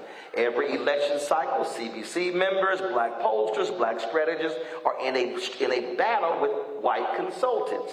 They control the financial apparatus of these parties. But who do they must depend on? Us. They are still running the old playbook. Now, people get mad at me when I bring up Obama. They go, man, you can't criticize the president. Actually, I can.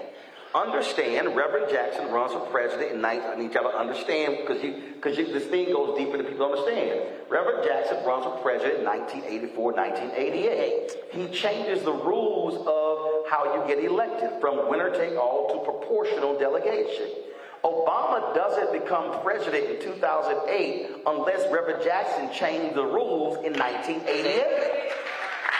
Now, when Reverend Jackson changes the rules, Ron Brown becomes the first black chair of the Democratic Party. The late Dr. Ron Walters assists Reverend Jackson in changing this. So what then happens is you then now have a black infrastructure that is now put in place inside of the Democratic Party when it comes to get out the vote, when it comes to advertising and those things. Obama runs, he doesn't need the black political infrastructure that was put in place, so that political infrastructure was completely decimated because he didn't need it. He didn't need the infrastructure. He was like, look, they're going to vote for me anyway. Now, here's the problem. I was saying, and trust me, Obama and his people were not happy with me. I didn't get invited to any of the birthday parties, but I didn't care because I kept saying, y'all, he only going to be there 8 years. There's going to be a party after he leaves.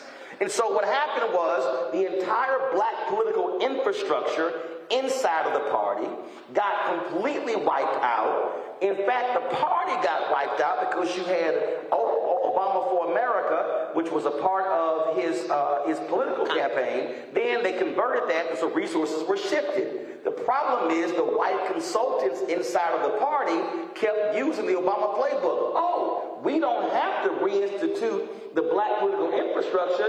We can just send him out, and they're going to follow him. No, because he's not on the ballot. So in 2008, he wins North Carolina by 14,100 votes. Republicans in North Carolina changed the rules. Then you begin to see the falling back of voting rights beginning in 2010 with the midterm elections and all of a sudden Republicans taking control over state legislatures. Then you see Shelby v. Holder. That sped the whole thing up. So now what you have is you now have a Democratic Party that now has to appeal to Jewel to represent the baby and me in 3 distinct different ways. They are used to talking to us in one way. Same initiative, talk to black civil rights groups, talk to churches, visit them, roll folks out with endorsement. That doesn't work anymore. You now have to micro-target black people. And you can't micro-target black people based upon the country, the state, the city, the neighborhood, the street, and the house. You're going to talk to black people. Who are the black people who want to talk about tax policy?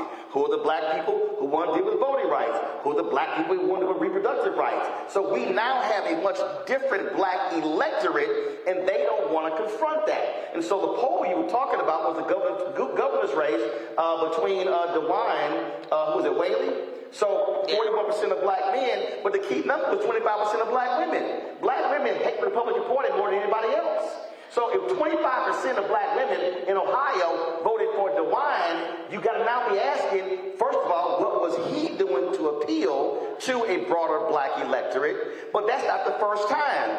His name is forgive me right now, but he was the mayor of Cleveland. And then he got elected governor and United States senator. If you go back, what's his name?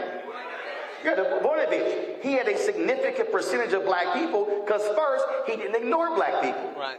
He talked to black people. He met with black people. That's why Larry Hogan won re-election in Maryland, and that's why Maryland has a problem right now. Right now, he's jumped in the race. He's running as a Republican for United States Senate. That may very well be a seat that Democrats thought they had taken off of the map because he's going to get plus 20% of the black vote. So we got to understand what then happens. And so I'm going to say it right now. When Tim Ryan ran for senator in Ohio, he ran an awful campaign reaching black people. I said it, and let me be perfectly clear. I can show y'all the text messages. I asked him a year early, are you going to the Cincinnati Music Festival? Didn't do it. I was like, bro, I literally said, I will bring my show to Ohio to talk about the issues. They never called. And so Tim Ryan, and look, I got his cell phone. He did not talk to black people because he thought the path to victory was talking to aggrieved white Democrats, and he got blown out because he, on election day, he now trying to call around to Cincinnati and Cleveland and other places, say, bro, you too damn late. So what we have to recognize is we have to be talking about what are the issues. I have never self-identified. I talk about these are the issues that I care about. Now, where I stand economically, I could easily say, man, forget the Democrats, I can make more money over here. But I love black people to understand what my issues are. And so the first thing is we must be listening to black men and doing what Ella Baker told SNCC in the 60s. Don't go to these poor rural black people who you don't think are smart because they are, and they don't have the degrees. First, ask them, what is it you want to do?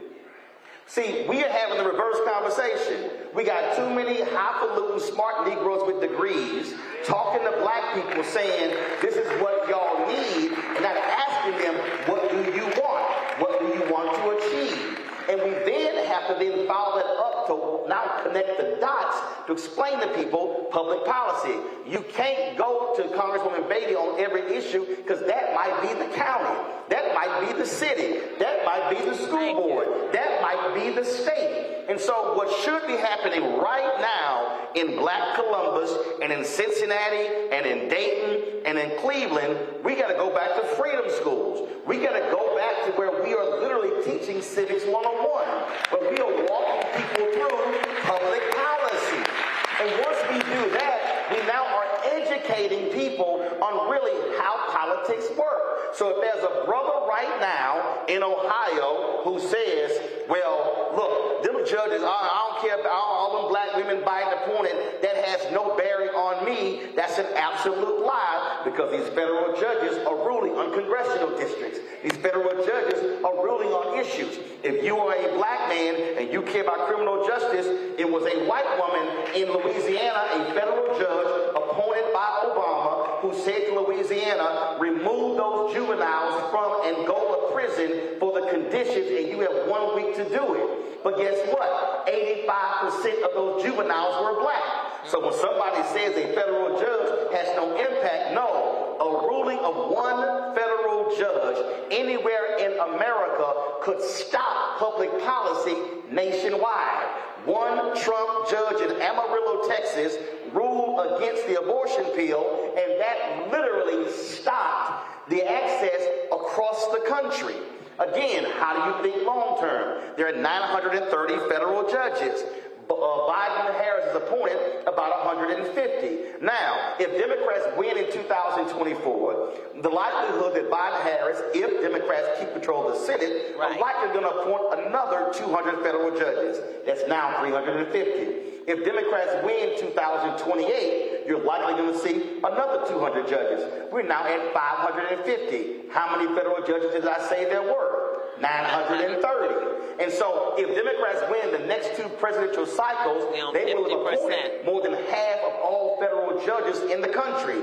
If they win 24 and 28, you're likely going to pick up 2 Supreme Court seats if Alito and Clarence comes off. Now it's 6-3 conservative. Now it's going to be 5-4. The reason people who set out in 2016 because of Hillary Clinton, and I was in Ohio interviewing people who were like, yeah, I went ahead and voted for her. I really didn't want to. That's the same folk who are pissed off with the affirmative action decision, who are pissed off with Roe v. Wade. And I'm like, see, you didn't understand. Your willingness not to vote in 2016 because you didn't like her, didn't realize that those are lifetime appointments, and Republicans are purposely picking federal judges between the age of 35 and 45. Because they have a lifetime. Last point. Trump picked a white female who was 11 years out of law school, who had never been in a courtroom to be a federal judge. If that woman serves as long as Ruth Bader Ginsburg did, who died at 87, that woman will be a federal judge for the next 46 years. Y'all not hearing me. She will not come off the bench until 2065 or 27 if she lives as long as Ruth Bader Ginsburg, that one federal judge. And so we have to learn to connect the dots to say, you don't think re-electing Sherrod Brown is important, but if Dems control the Senate, then you're able to get these policies. But if they win the Senate and win the presidency and control the House, they can literally overturn significant things. And guess what? The $140 billion in student loan debt relief that has happened the last 3 years completely goes away. Any federal protection with voting rights goes away. Understand, the 8th Circuit in Arkansas has ruled that outside groups do not have the authority to file voting rights lawsuits, only the government. See, some of y'all look at me like, I don't know what that means. That means the NAACP, LDF, the Lawyers Committee for Civil Rights Under Law, or any civil rights group can file a voting rights lawsuit. That means that it will require only the Department of Justice. That's going to go to the Supreme Court. You just got a black district in Louisiana and a black congressional district in Alabama because the courts ruled that y'all were sitting here, it was racist against black people. A federal judge ruled last week Louisiana must redraw their state maps because they are impacting black voters. Understand, all of this stuff is connected. So you can't be in Columbus saying, man, we need more resources for our schools. But so if you're more likely to get resources through a Democrat president than a Republican who will send the money in a block grant form and will say, send this only to this area here. What we are doing is we're not walking people through public policy to get them to understand that if you sit out or you vote for this person, then what you don't understand is what are their policies. That is the mistake. And we've got to stop telling people, man, vote because somebody died for it. That doesn't work. And in fact, black pollster Terrence Woodbury, and actually I think when you spoke, again, language matters. Terrence Woodbury's research says, do not use the phrase voter suppression. Right. Because when a black voter, young voter, 18 to 40, hears voter suppression, they think civil rights movement. He said, but if you say to black people, they're closing down voting locations, they're switching voting locations, they're getting rid of ballot drop boxes, they go, I'm against that. Say voter suppression, they think, oh, that's old stuff. So we've got to change the language and listen to our experts to now know how to communicate. That's why Terrence Woodbury and Cornell Belcher and other black pollsters are important, because they are doing the surveys and the focus groups to understand. Last point, Terrence Woodbury says, if you tell black voters your vote could make the difference between winning and losing, there's a 30 to 40% greater chance that they will vote. So you can't just say, we need you to vote. No, you have to say your vote will make the difference between winning and losing. And so that's why we have to understand the psychology behind voting, the language that we are using. We, even as black people, are using outdated language to communicate to a 21st century black voter who doesn't go to church as like we used to, is not listening to a pastor, but who is following social media, and they're getting bad information. And we got to understand, because some of y'all grandmas in the room been spreading some stuff on Facebook. I need to tell my mama, mama, check with me before you send any damn thing out. Because we are specifically being targeted with misinformation and disinformation, because Donald Trump thanked black people for not voting in 2016. And if any white nationalist says to black people, thank you for not voting, that's damn sure the person who we cannot vote for. And yeah, I'll be tell them that Terrence is also a young brother. Yeah, Terrence Woodbury is a young brother. He was trained under Cornell Belcher. Right. So we have the expertise out here, and we do have to challenge the party to say, you're going to have to invest in our community. And I'm telling you, the way the game is played, the white media strategists, they make their money off the TV buys. So y'all ain't hear me. They don't make their money off grassroots. They get their percentage off TV buys. So they want all the money to go into TV and not on the ground. And understand, on the ground is how you win. If they lose, they still don't get their check. They can move to the next campaign. We lose, we literally lose. Y'all came to see a 5-time step. Rolling out of Congress birthday. So, obviously, we well past time, so I'm actually just going to pass it over to you to give some summary comments about, whatever you've heard, whatever you're thinking, whatever you're feeling, before we wrap this up. So at this particular time, just anything that is on your spirit, any areas that haven't been covered. There's a lot on my spirit, but I really want to appreciate people's time. So just summary comments and reflections before we actually dismiss people. I think Roland has said it all. It's important to vote because it makes a difference. In some places, one vote. A sister ran for Congress, put $2 million of her family's money in Florida. She won by one vote. Some places they flip a coin. Terrence did a presentation for me and members of our delegation 2 weeks ago, a young brother.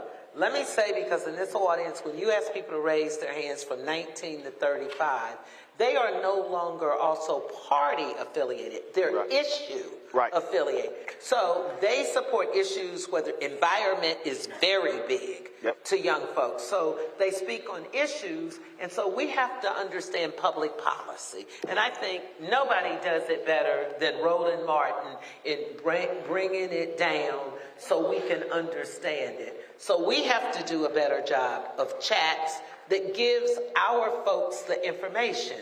I can't be an expert in the judicial system or as a doctor, but this is important, and I think tonight we all had a policy lesson, because that's what voting is all about. It's making a difference of who's going to create a policy or take away a policy that affects us. So unlike the 18 to the 39-year-olds, we have to understand policy. We have to vote on the issues. And black people have historically voted on the issues.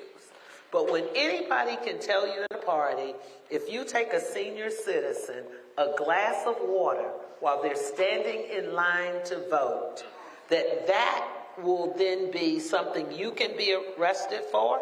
So you better think about how you vote and the difference that it will make in our community. And lastly, thank you. Thank you for the support to tonight. Thank you for supporting Jewel. Thank you for supporting me. And we will all win when we all work together.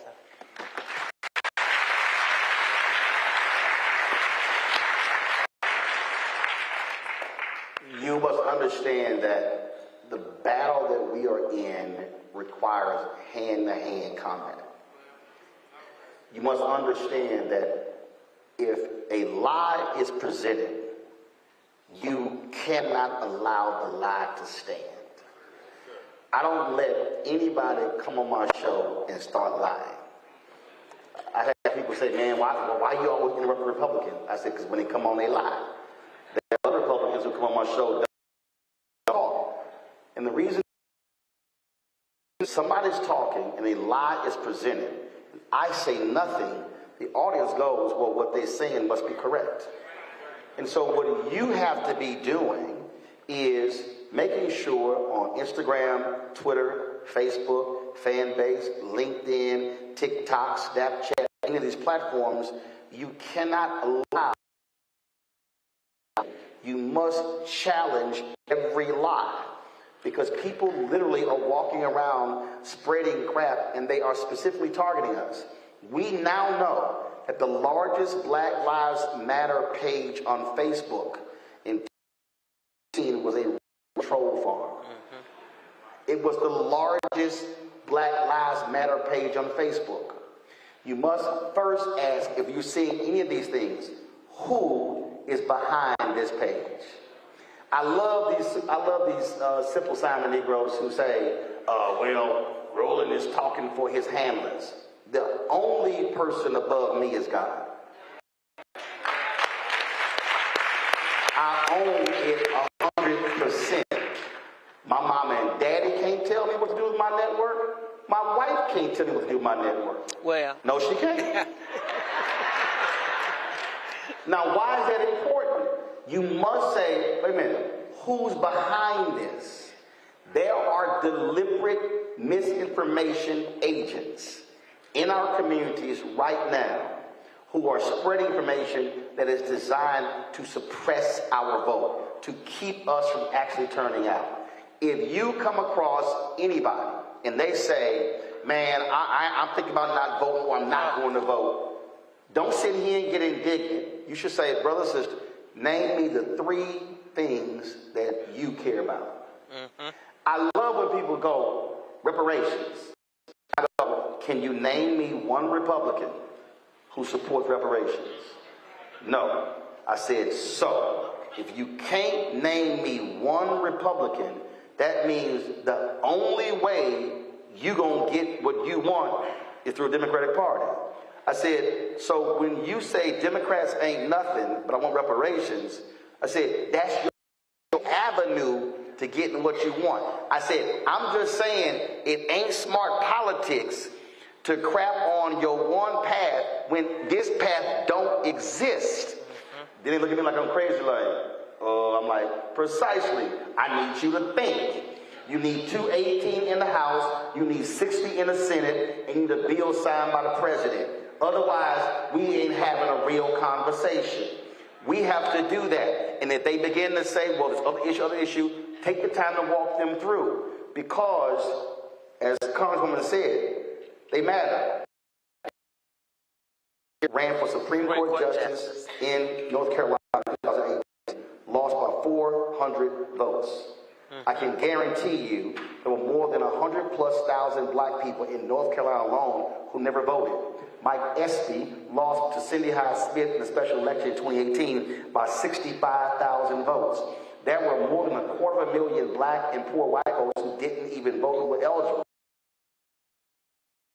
And eligible black voters. Even with Beto O'Rourke running for governor, 80% of young voters 30 and under in Texas did not vote. So 80%. So if you are a millennial and Gen Z voter, and you keep complaining about, I'm sick of all these old people, understand you are the largest voting bloc in the country if you vote. So you can't complain about why these baby boomers running everything. It's because baby boomers show up and vote. And so that's what we have to do. Educate people. Educate a lot. Explain to them what's actually happening. They have a completely different understanding. It's not easy. But I'm telling you, we are going to suffer financially, economically, educationally, politically, if we allow Project 2025 to come in. And this is the last point because you ain't thinking about it. African Americans over-index in government jobs. We have more African Americans who make six-figure in government jobs than we do in corporate America. Because that's been the place we need to get jobs. I need y'all to hear what I'm about to tell you. When a conservative fiscal Republican says, I want smaller government, that means they're going to cut federal, state, county, city, school jobs. If we disproportionately are in government jobs, when they say smaller government, they're cutting us. When they cut those jobs, we're not replacing those jobs in corporate America. And that's when the ownership rate goes down even further. Because in 2008, we lost 53% of black wealth due to the home foreclosure crisis. We need to understand who is going to be impacted. They are saying right now, we are going to have a requirement that any government worker must accept what MAGA principles, or we're going to fire them. Y'all ain't understanding me what's coming down the pipeline. This thing goes way deeper. If you thought you had 4 years of crazy from 2017 to 2021, there right now are well-funded groups who are in D.C. who are putting out something called Project 25 that is going to completely remap and reshape government. And I'm telling y'all, there's a bullseye on black people. Do not play games with November because they are not playing. Great job. We actually made the program now. So this is the time I asked Brother Uchi to come up. Brother Uchi is the president of the Columbus NPAC. I gotta give him the mic.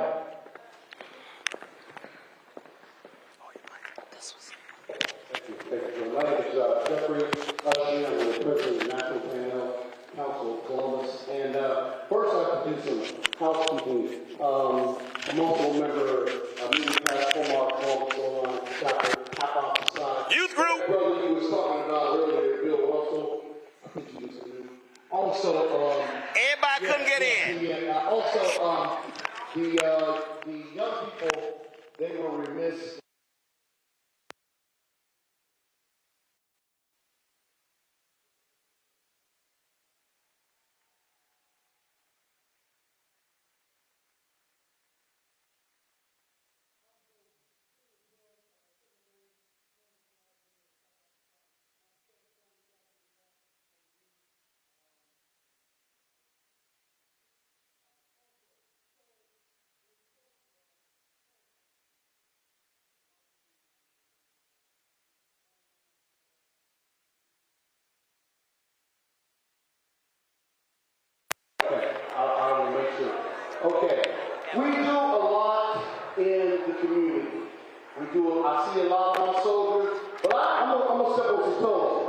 some of y'all that I've never seen before, and I'm always out. So I challenge each and every one, whether it's within the APHC or whether it's within your prospective chapter, to step up. Being present means being active. Next Tuesday, we'll be right back here for a candidates forum for the county prosecutor's office. Everybody knows about the Casey Goodman case that's going on, right? That's the Ferguson County prosecutor, okay? Know that. Know the things that impact us. Also, scholarships. Joyce is the ambassador for the Classes for Columbus. That's another way of impacting our community, giving scholarships to our youth. But the one challenge I'm going to ask all our NBHC organizations, we all have our youth organizations, Cadets, Alpha Esquires, Capital League. We probably all reach out to that 3.0 student. We need to figure out a way to reach out to that student that's struggling, that 1.0 student, that student that doesn't come to school. Those are the kids we really need to figure out. We need to get a new paradigm and figure out how to impact them. And lastly, just keep doing, being of service, and okay, you got a text about it. I think you did mention City Gamma Road, INS, and DOS chapters, and our Iowa 5 brothers. I mentioned that too. We're not going to do that. We're not going to do that. Thank you, Brother Woods. Also, I've known this gentleman for a couple of years now. We have the suicide prevention, Black suicide prevention. So keep your eyes out for that. Thank you. All right, we want to thank Brother Lusri. Before everybody goes, who here wants to buy a Roland Martin book? We want to actually make sure that we sell some books tonight. All right, for all you folks that actually want to buy books, we're going to make some space for that. So you came here for a fireside chat with Roland Martin and Congresswoman Joyce Beatty. That's what you got. I apologize for the delay, but thank you so much. This is a